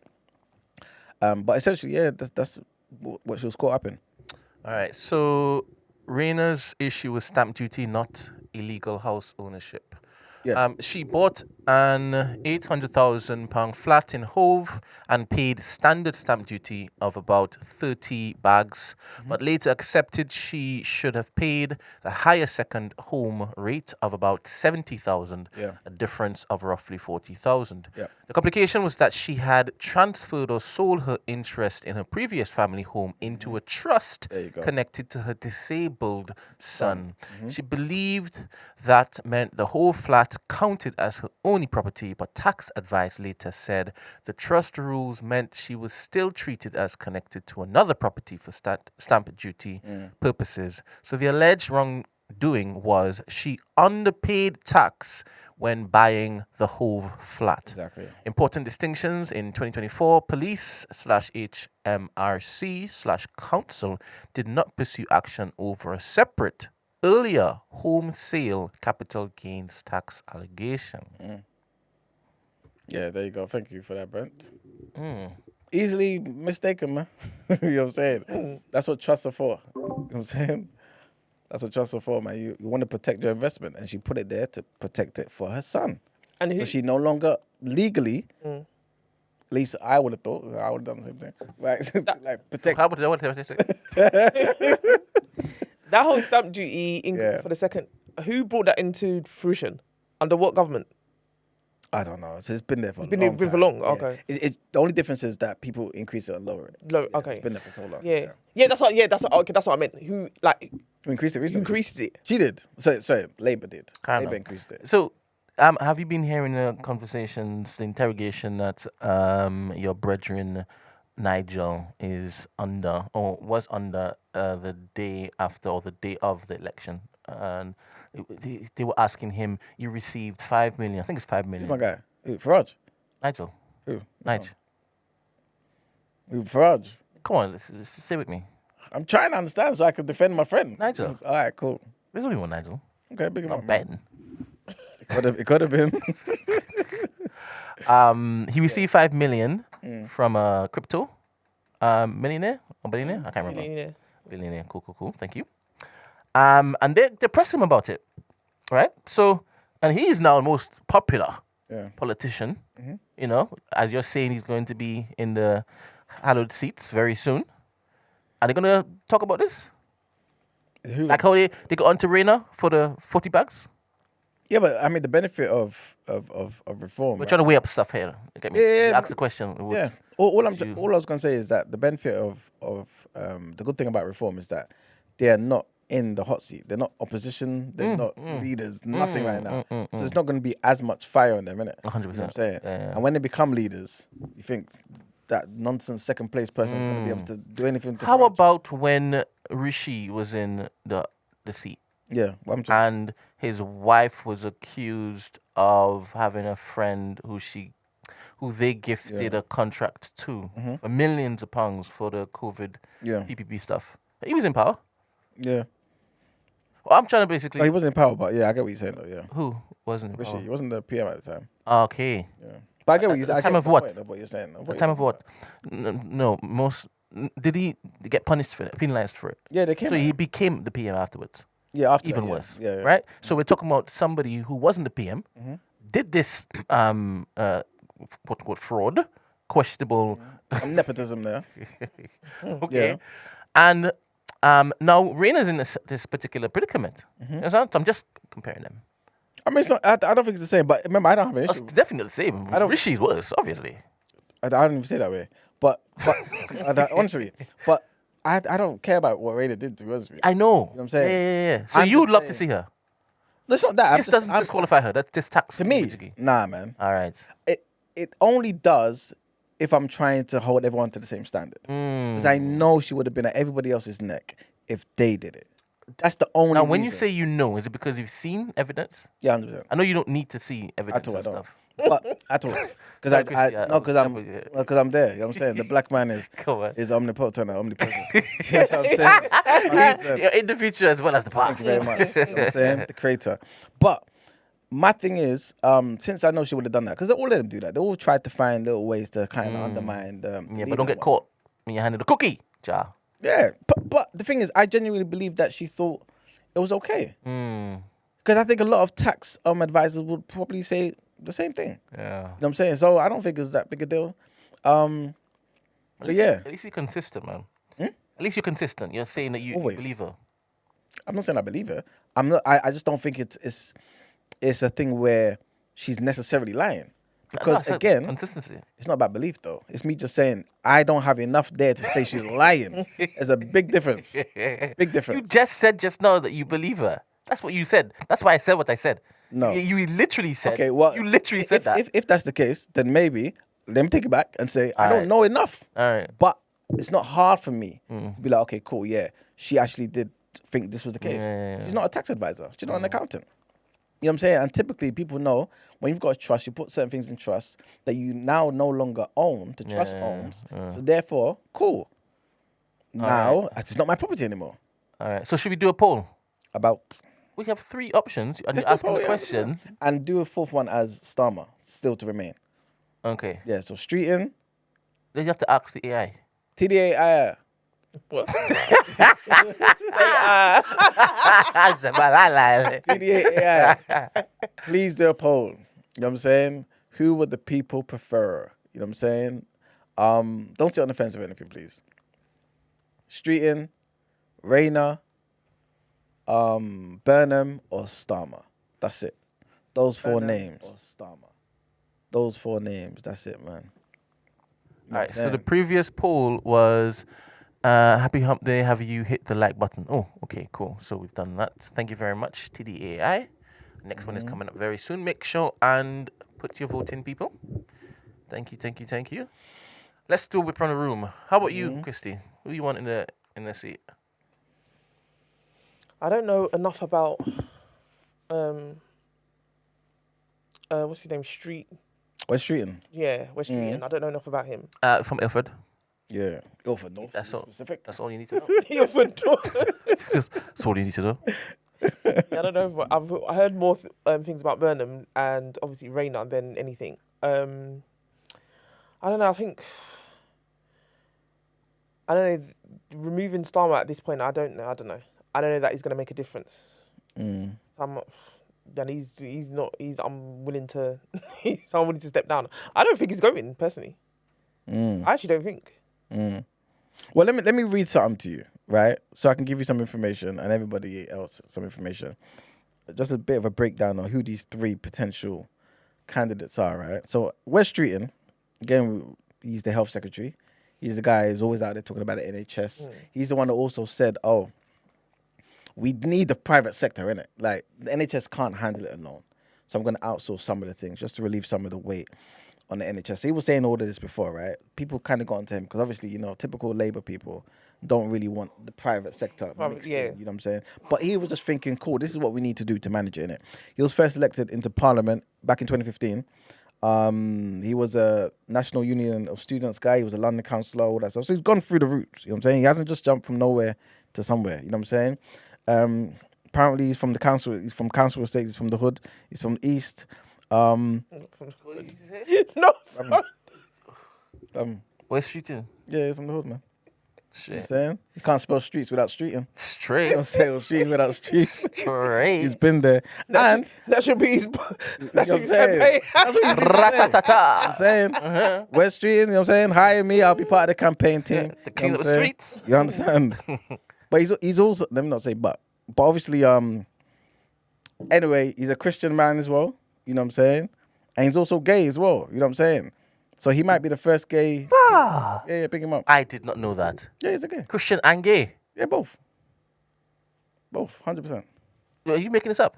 Why would I do that? Well, Is my name Brent? You know what I'm saying? that wasn't that funny. Wasn't that? The niggas. You're Anyway. crazy. That was crazy. Wow. I wouldn't even say that word anymore on this show. And this what word was to your said? mouth? What word was That is said? crazy, Manuel. Sorry, guys. Oh my goodness. Why can't he be that too? He's gay and Christian. Why can't he be black? That is crazy. Anyway, this is his situation, isn't it? and that's who he is. So again, he's a good communicator. You guys have seen him in interviews. You know what I'm saying? He's doing his thing. And yeah, youngest guy, so he's fresh. You know what I'm saying? It's not going to be some of that old mentality and all that nonsense and all that sort of stuff. So yeah, man. Also, they try say he had a relationship with. Sorry. So you understand what I'm trying to say? A relationship with Mandelson, innit? You know what I'm saying? Okay. Sexual relation. No, I never said that. I never said that. Big up Wes. I did not have sexual relations. He didn't do any of those things. You know what I'm saying? So but yeah, that's him. That's him. Andy Burnham, obviously he's a lot older. Mayor of Manchester. It was part of Parliament back in the day, Westminster and all that stuff. Became disillusioned with the whole nonsense of Westminster. Kind of like Corbyn. You know, Corbyn. You see him in Westminster, but the guy's always just mumbling under his breath saying, what type of nonsense is this? Why is it like this? You know what I'm saying? Why are we doing these? You know what I'm saying? Kind of like that. But he was still, obviously he's younger than Corbyn, isn't it? He's a lot more passionate and he wants to change everything. He's a lot more radical. He's probably the most radical of the three. He was the MP for Lee. This is between 2001, 2017. He's 52. Like I said, he tried to lead the party as well, you know. He tried to lead the party a couple times, you know what I'm saying? Back in 2010 against Ed Miliband, he lost to Ed Miliband. You know what I'm saying? That's not a good look, you know, because to lose to Ed Miliband, you know what I'm saying? Yeah. It's diabolical. It's an indictment. You know what I'm saying? He lost to Corbyn in 2015, but so did everybody else. You know what I'm saying? So it's all right. At least that one's worthy. But this time, he wants to try. He wants to try, man. And Well, he's built himself back up since. He is indeed. He is indeed. 100%. You know what I'm saying? And people are saying, yo, he did an amazing, or is doing an amazing job in Manchester. He's changed things, man. You know what I'm saying? So big up Andy Burnham. Obviously, as you guys know, man rolled up to London yesterday. You heard about the shenanigans. He said, I want to be a part of it. So people, you know, said, yo, I see him come out of London, Euston, and jumped on the train ASAP. And he came down, you know what I'm saying, immediately.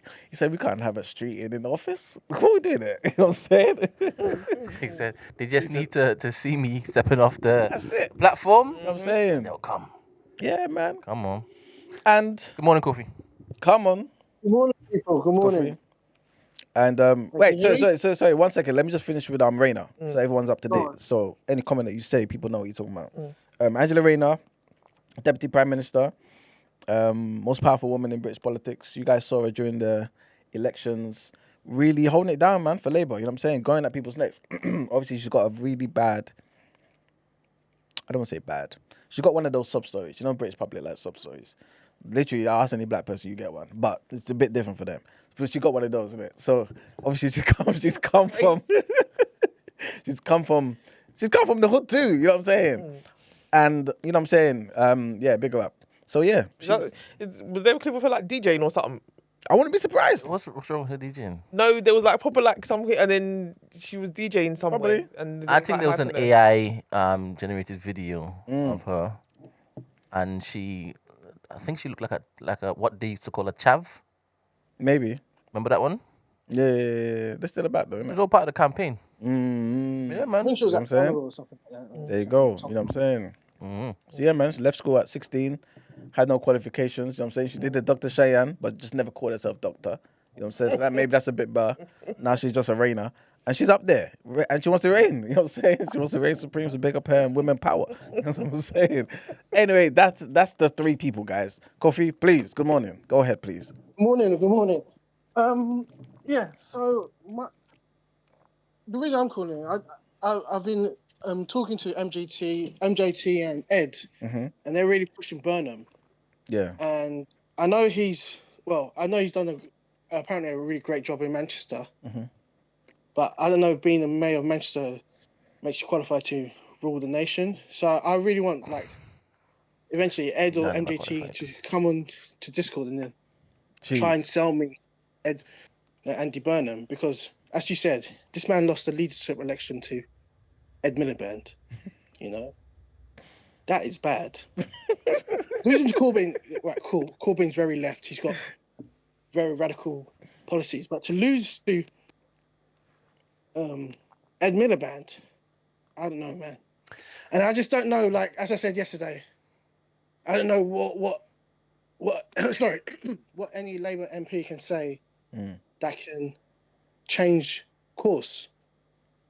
That's why I was just like, let's leave Starmer there.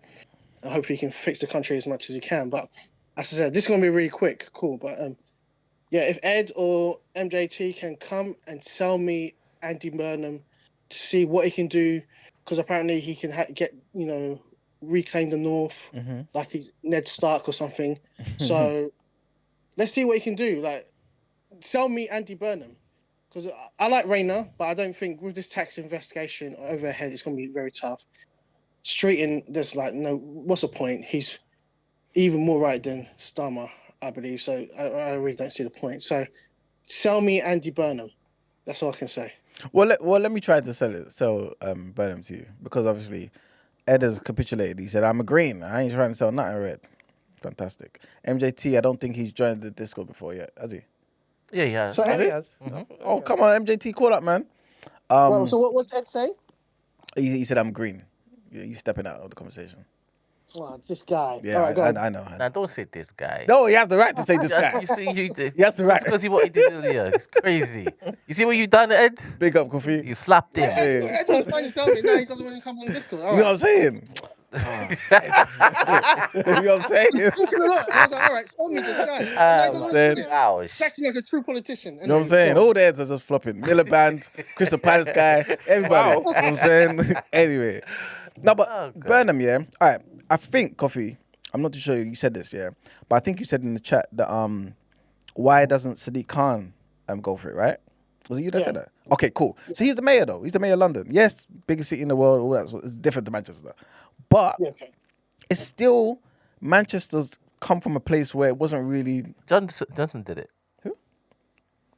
Boris. Yeah, did it. So yeah, but it's still London. It's still it's not. Manchester's not London. You know what I'm saying? If Boris could do it, Sadiq could do it. No, I'm not disagreeing. I'm just saying that because you're saying Sadiq Khan should do it. I'm saying why not give another mayor of a big city a chance as well? Yeah. I mean, if we're discussing Rayner, we're discussing treating what mayoral position they held. You understand? So don't say any of that. That's true. Exactly. At least there's some level of devolution there, innit? Where they've got their own place that they're taking care of, innit? So, that's a good shout for Burnham. Right. Good morning, Ed. Morning. Come on. Enough remembers, bro. Come on. Very, very. What are we saying?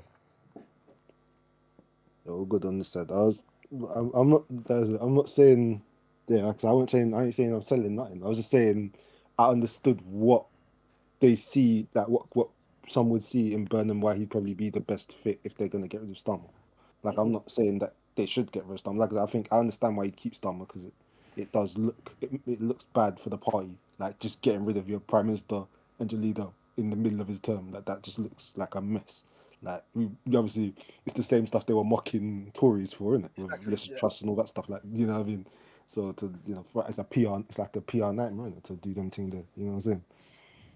But but I understood why if you are gonna go that way, why you potentially go for Burnham, because he's obviously what's it called? Like he's as I was saying with Coffee, like obviously he speaks more to the working class, well, like, and you got to also think you're all London centric, innit? Like you got to think who speaks better to everybody outside of there. Like reform voters are predominantly outside of London, like you know what I mean. And then you got to think of who's going to speak to them.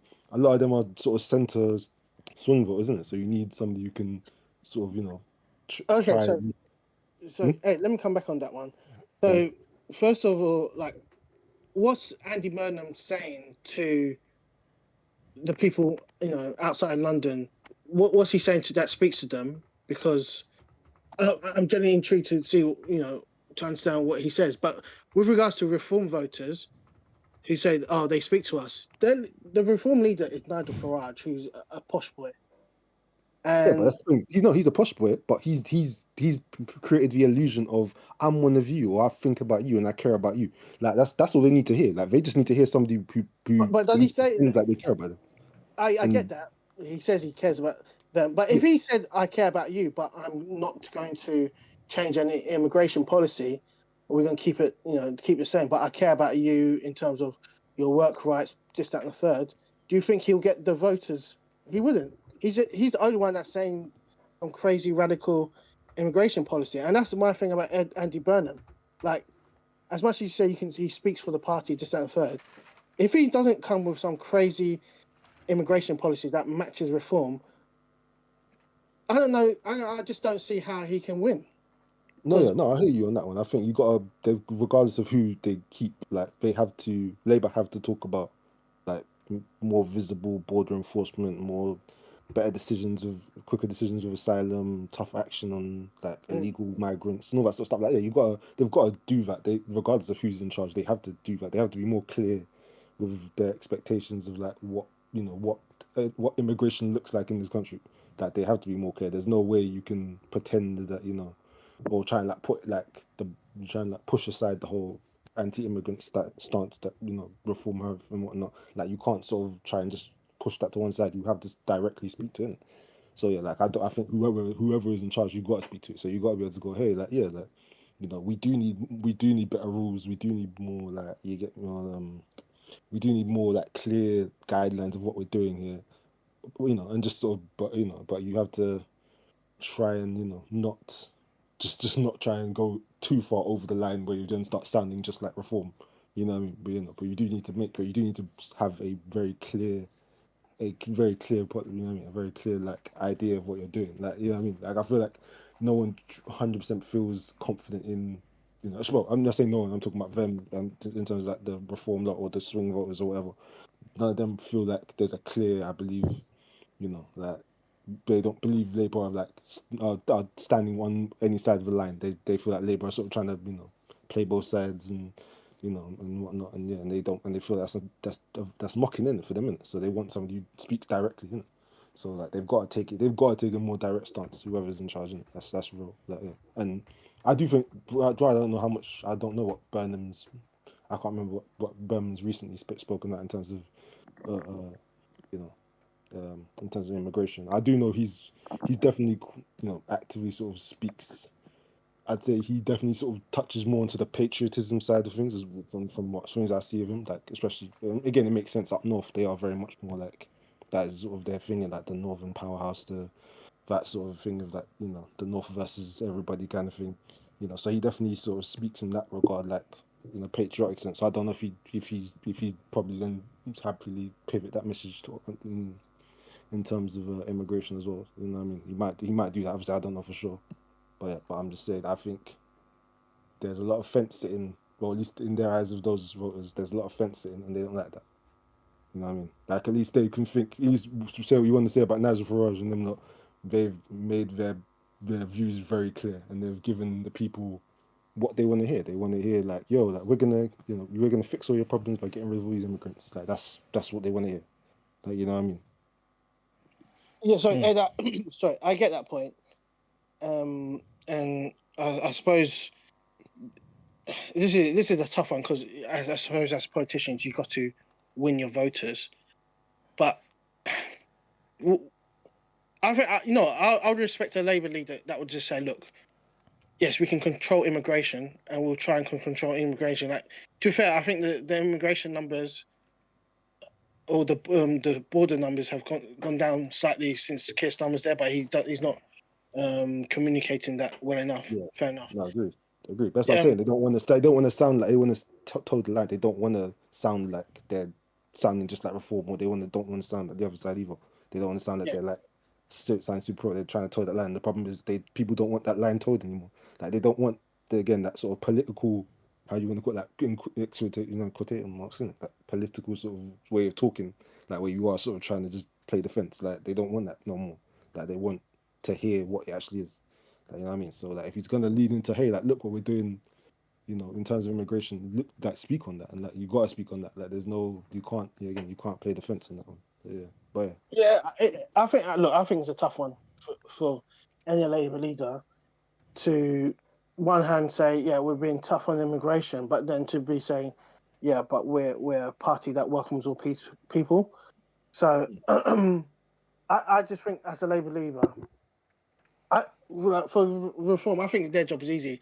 They can just say whatever crackpot nonsense they can say, and if they don't build, if they don't, get through, it doesn't really matter. Like as I said, Nigel Farage was the one that was pushing this nonsense about the NHS and £350 million lost a week, and it's not affected them at all.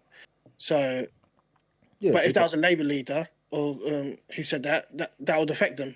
So I think with Labour, I think that with any of them that come in, yes, you got to try and speak to the people who want the reform voters, but at the same time, you got to be sensible, and that's why I feel it's ultimately tough for them. And a part of me just feels like, you know what, some of these reform voters, they just want nonsense. I'm just going to put through policies that would benefit the country, whether you like it or not.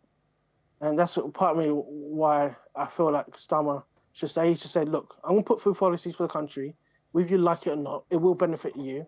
You can kick and scream where you want. I'll just put it through. I know what Thatcher used to do back in the day. And to be fair, people were kicking and screaming. She was there for 11 years? Just put it through, man. Yeah, but that's why we're here, though. That's why the situations happen with how it happens with those people. Like you get to this point with people where the country sort of splits like this, as it were, because people just go, hey, like I'm not trying to hear even if it's getting louder and louder, that minority of people, like you're ignoring them, going, yeah, no, I know what's best, but like that alienates people, innit, at the end of the day. And as things go on, especially in the social media world we're living now, like it's alienating more and more people. Like I think people are getting jaded and disillusioned and whatnot. And like you said, the positive thing for reform, even Greens, you'd say, is they can, like you said, they can say what they need to say, knowing that worst case scenario, we just don't get power, but we've already not got power, so it doesn't really matter. Like, you know what I mean? That's exactly my point about these parties. Like, for whatever Conservatives and Labour, because they know they can be in power, they at least try and be sensible with their policies. Like if we come into power, can we actually implement this? Do you remember back in the day, like 15 years ago, when Nick Clegg was saying tuition will be free, because he didn't think he'll come into power, and then he got into power, and then see what happened. So that's why I'm just like, with some of these. He didn't get full carte blanche power though. He had to link up. So it's a bit unfair. When he linked up, and when you link up, you have to make compromises. He didn't even make a compromise. They tripled the prices. And you had to make compromises. You had to. There's no compromise, man. The price just went up. Ted lost a lot of places, but he gained a lot too. God damn it. He kept a few, but the problem is the blessing of, well, not best again. The good thing in terms of Tories was that they were able to go, oh, all the good stuff that we're going to take off the Lib Dems, we can push as RPR, and then all the bad stuff that's going to go, that we can also push onto the Lib Dems and push that onto them. So Lib Dems got a lot of the stink of some of the negative things that Tories were bringing in, as well as obviously losing out on the whole student finance stuff, you know what I mean, in terms of the price of courses, tuition fees and whatnot, yeah. So that they were able to PR-wise push all that onto Lib Dems, and that's what sent Lib Dems into the abyss for a decade or whatever it was, you know what I mean? Because they had to rub all that stank off them from that period of time. Like Tories got to sort of say like, oh yeah, but look at all these things we're doing, that a lot of them were Lib Dem policies, know, and sort of got Cameron to get that eventually get that majority seat that the party, the majorities that they needed, you know what I mean? They took advantage of that, you know what I mean? Like that's where they got to, they got good in that regard. They were blessed in that one because they could do that to them. So it's not so much, and that's what I'm saying. So it's not so much, you can't go and then blame. Well, you can obviously, but I don't. If you look into it really and truly, like it's not, you can't put that all on Lib Dems, like, you know what I mean? You can't put that all on Clegg, and that, like, they did try their best to, fight for the bigger policies that they had sort of push their campaign on. But at the end of the day, if it's about getting power, and like you always say, it's about getting power, and if the only way they were going to get any power was we had to sacrifice, our 3-4 top policies and be able to keep these sort of other 7, 8, 9 smaller policies that where we got to take what we can get. You know what I mean? So they'll take what they can get. Sorry. I thought you finished it. Go on, mate. No, it's not. No. Go on. No, I was just gonna say to you guys, Starmer apparently, yeah. So this is the trade unions basically talking here. So all the trade unions, yeah, they've all basically come together and said, "Yo, no support for you, man. Step down."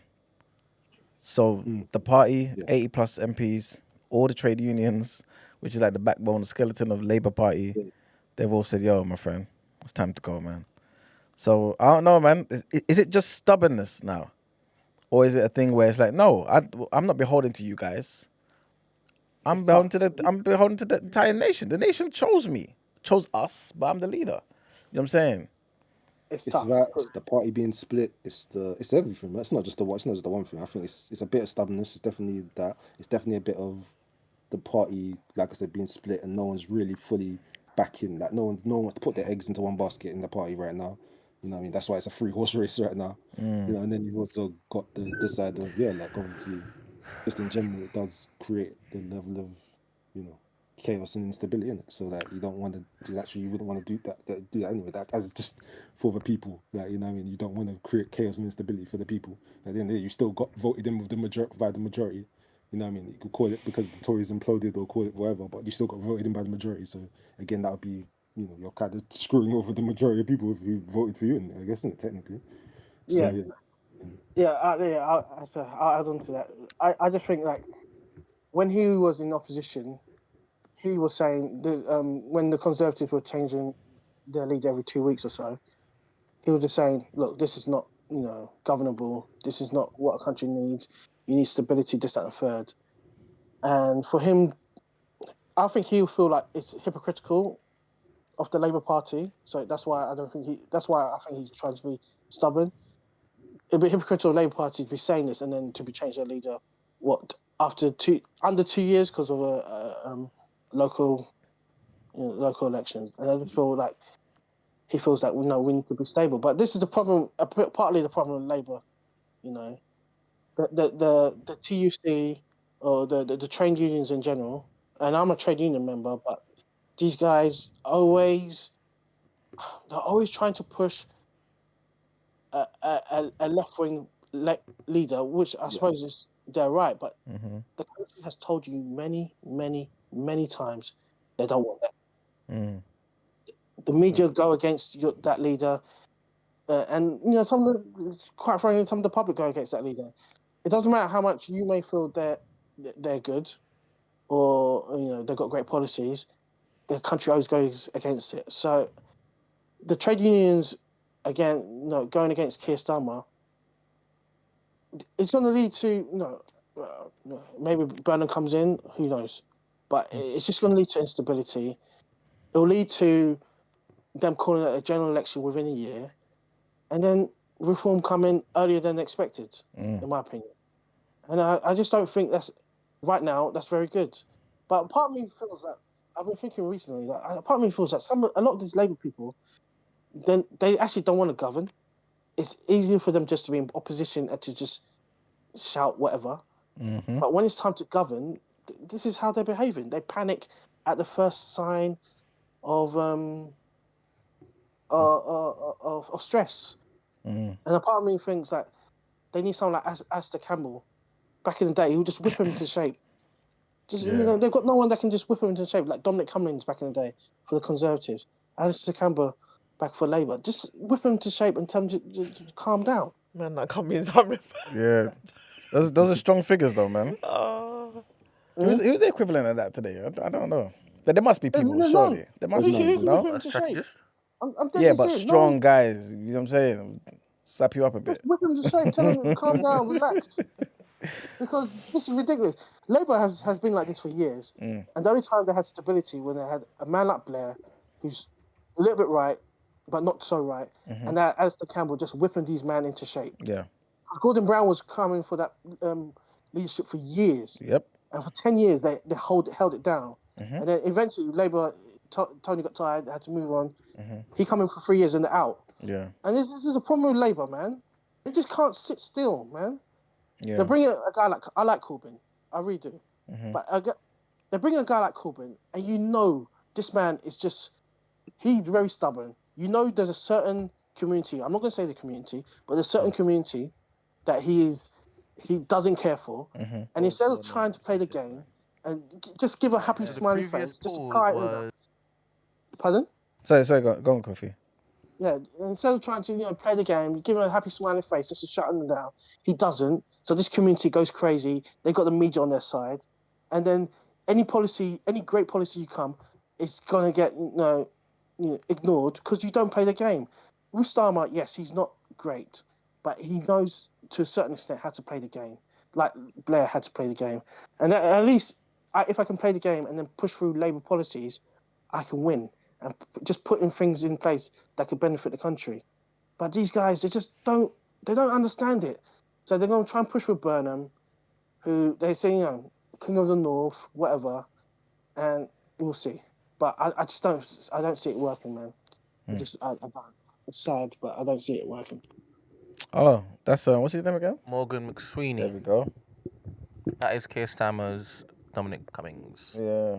He's gone now. Yeah, doing a good job, my friend. He's gone, He's gone now. Yeah, he's gone. He's gone. Yeah, remember he got embroiled in the Mandelson thing, innit? Yeah. That's another. Yeah. Just got him out They put all of the blame on him, innit? Yeah. They pushed all that on him. Yeah. That's what they're getting him out for. That's what they're getting him out for. It's not the taking Britain to war. He didn't. He didn't. So it's interesting. So Indeed. Out of the 3 or the 4 options, Yeah. who would you want? Chrissy says she don't know too much about none of them. So No, but she has the staying in. information now. Oh, okay. Yeah. How about now, Christy? I think Mini. Starmer should just Stay.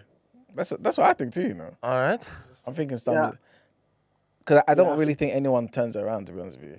I don't think they turn it around enough in that time. I'd love to see it though. I'd love to. 2 years. 2 years. It's, 2 years, 2 or 3 years, something like that. You don't think that know. can happen? To beat reform? So you think Starmer staying, they have a better chance? I just feel like it's instead of making it look like there's change. No, I just feel like let him try and finish his ideas and all that stuff. And then you guys regroup if he loses, when he loses. And because if he loses, he's gone. That one at least is guaranteed. And then somebody else comes in. You work on stuff in the meantime for the next 2-3 years, and come back stronger, man. You know what I'm saying? Because if West Streeton takes over, nah, I disagree. If West Streeton takes over, I'm going with the white lady. Or Rayner, yeah. I'm going with the white lady. Okay, you think she could turn it around?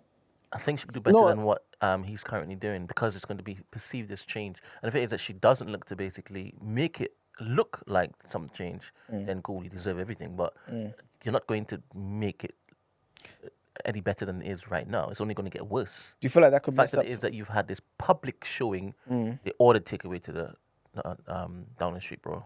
They ordered takeaway in it. Do you understand?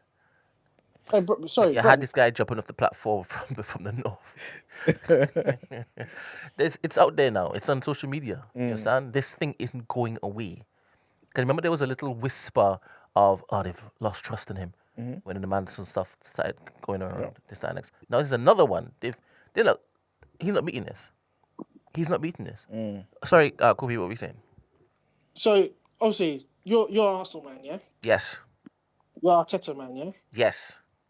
So when Arteta was going through his struggles in 2020, were you calling for him to leave? What struggles?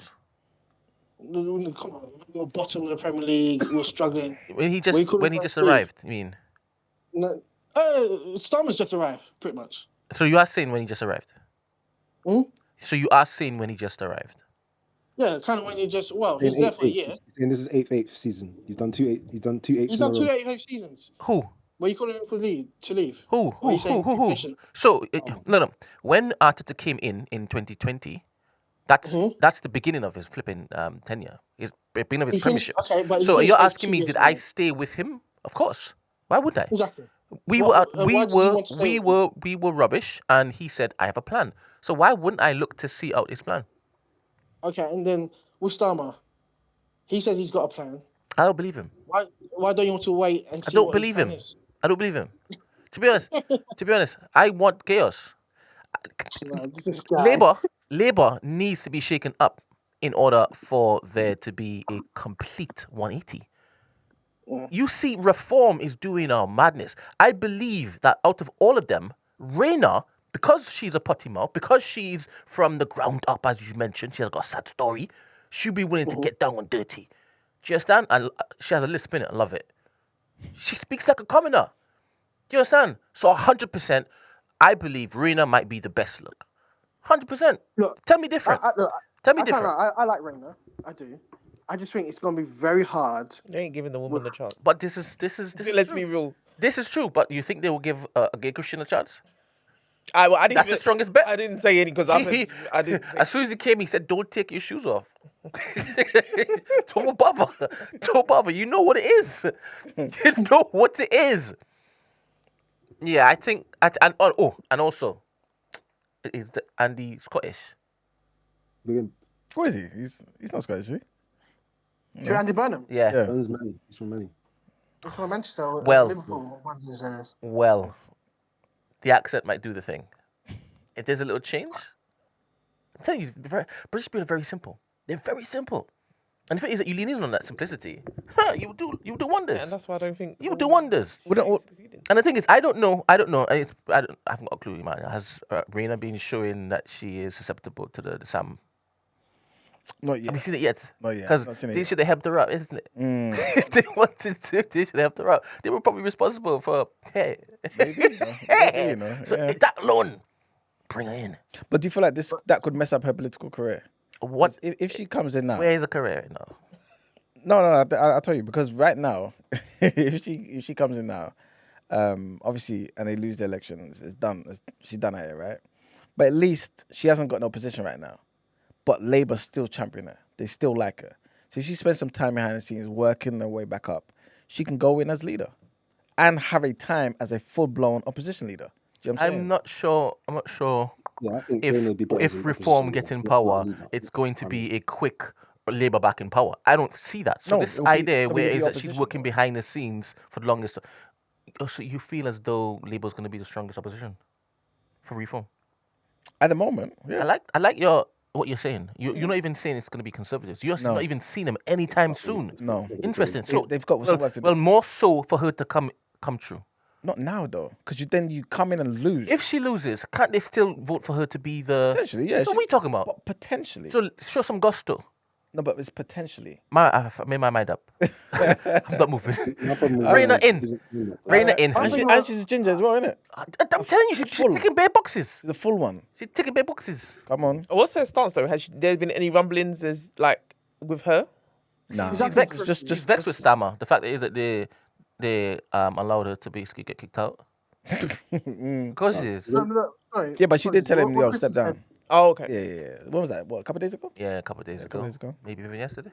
Something like Yeah, she said, yo, chill, man. And she said, I think she said this. It was wrong what they did to Burnham. Something along those And then lines. she was like, bring him back. There you go. You understand? Like If you're not going to bring me back, bring Yeah, him for back. real, yeah. Bring him back. But, sorry, apologies. But this is the thing about, like, I like Rayner, but again, this is why Starmer's saying, no one's really standing up to come against me. Why don't she just say, I want to be leader? Well, but maybe she doesn't want that. That's what I'm saying. She may not want that. She's saying Rayner she's wouldn't be playing the long Prime game. Minister right now. Yeah. She wouldn't Playing be the long Prime Minister game. right now.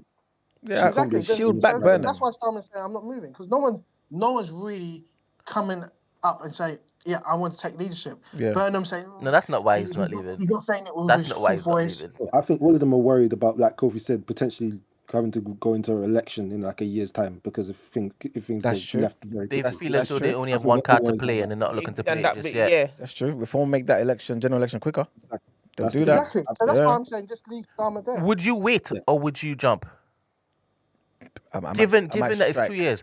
Me too, you know. Yeah, man. Brother, I don't even know if I'm going to be here in 2 years. I don't know. Which young whippersnapper is going to come up next?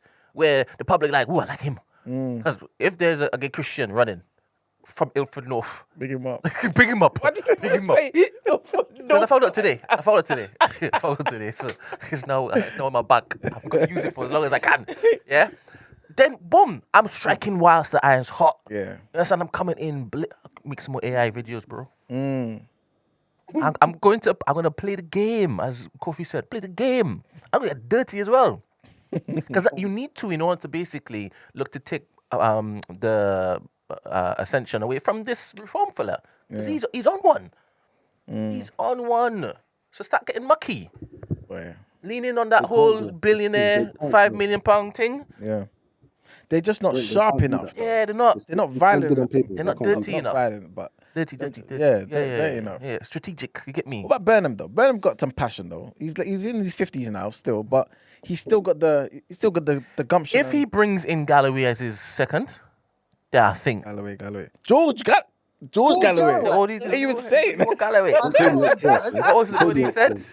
Red boys. You want to bring that red boy from Ilford North? No one's got it for me. Come on, shake up politics in them, because that's what Nigel's doing. I would vote Labour, you know. He's shaking it up completely. I would vote Labour. I'm shaking telling you. I'm telling you. They ain't gonna bring him in. What? Insane.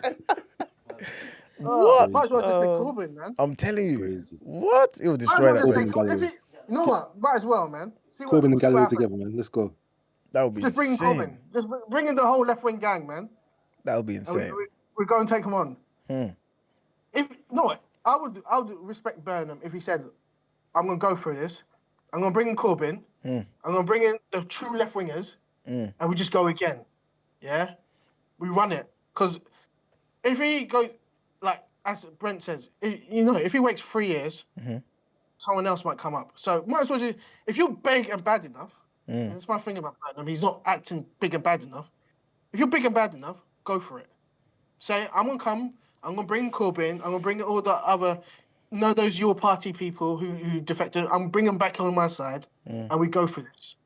If not, be quiet. Corbyn ain't bringing, Yeah, Burnham won't bring Corbyn back. bro. No way. That's too left. Corbyn wouldn't even come back though. He's got his own party, right? He's got his own thing with Zara. He ain't got a serious party, man. But he would point is he wouldn't go for someone that far left anyway. He wouldn't do that. He wouldn't go for someone that far left. That's why I don't think Rayner would be a good choice either, because I think she is so hard left.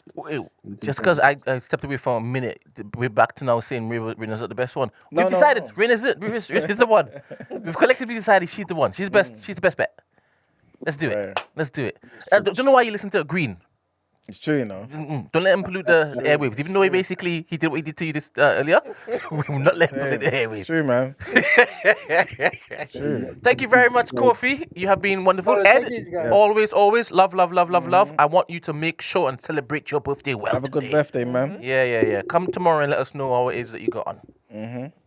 It better be good. All right. Later. Thank you, Kofi. Yes. Hi, Ed.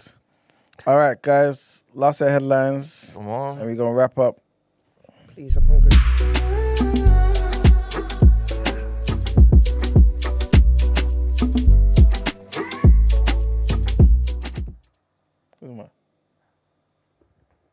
Let's finish the headlines and I'll tell you afterwards. All right, cool.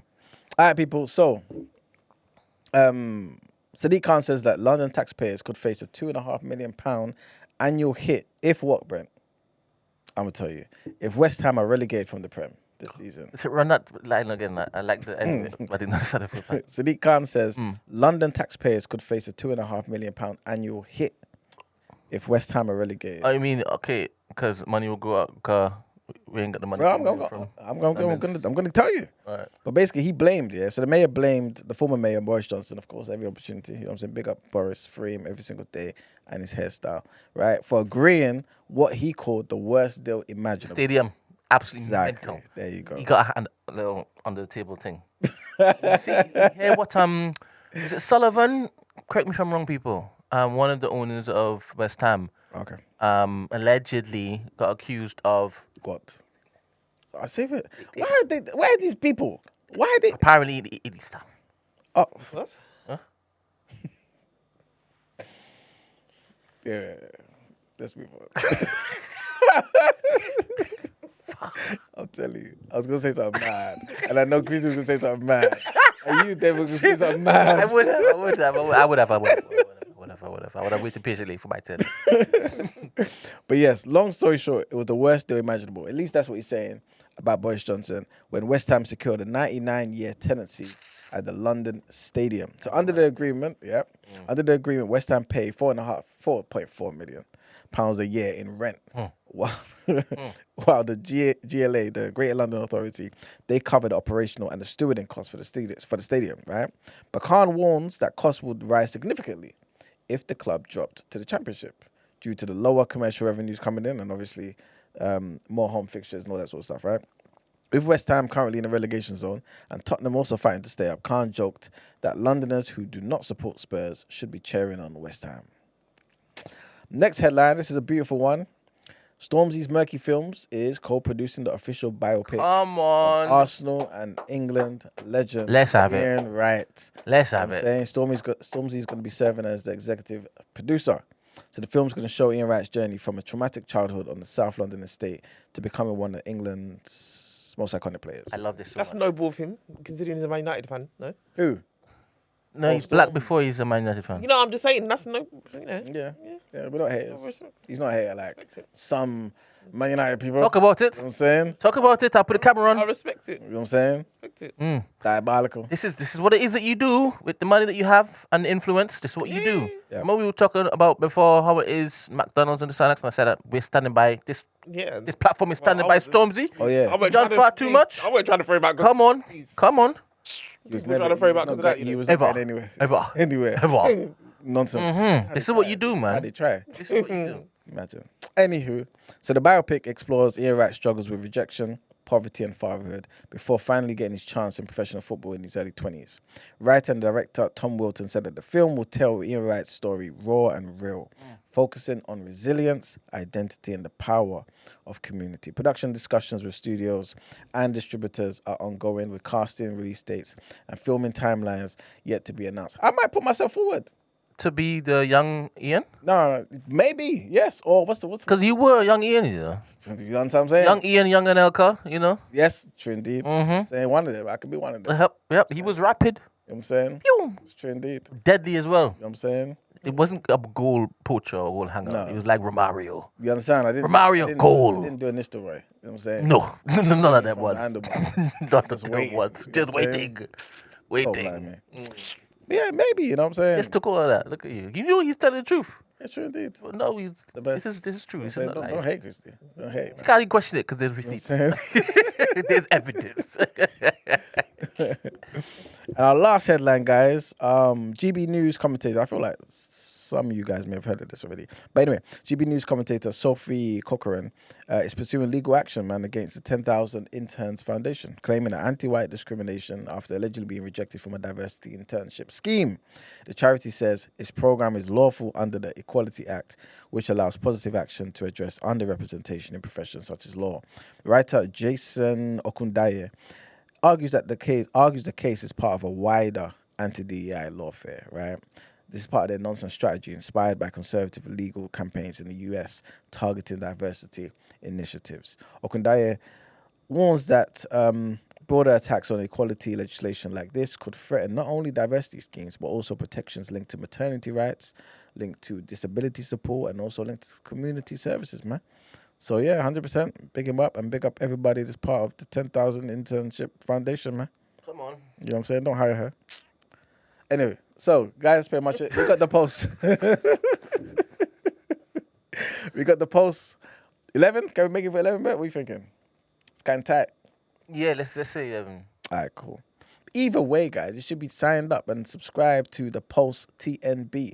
You know what I'm saying? I need you to start basically leaning into your proper YouTuber bag and start saying some wild stuff so I can start clipping it. This guy. No, what do you mean this guy? You I never can. say wild things, man.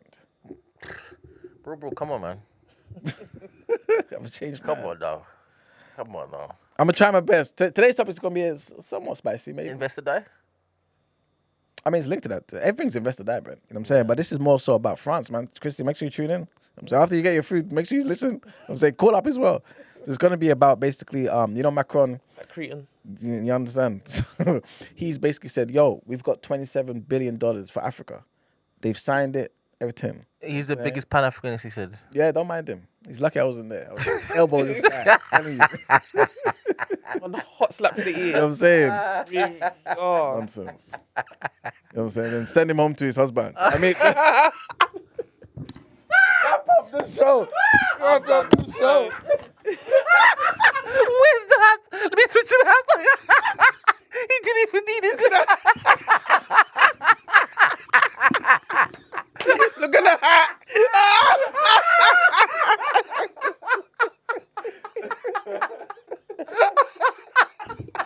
You're dumb. Oh, man. You know, bad influences. You see what I'm saying? I shouldn't. Please be kind to one another. Mind your business. Drink plenty water. Oh Lord. Hey, for the daily one. Oh Lord. This is why he acts. This is why he acts so outside in public. He's better about home by her.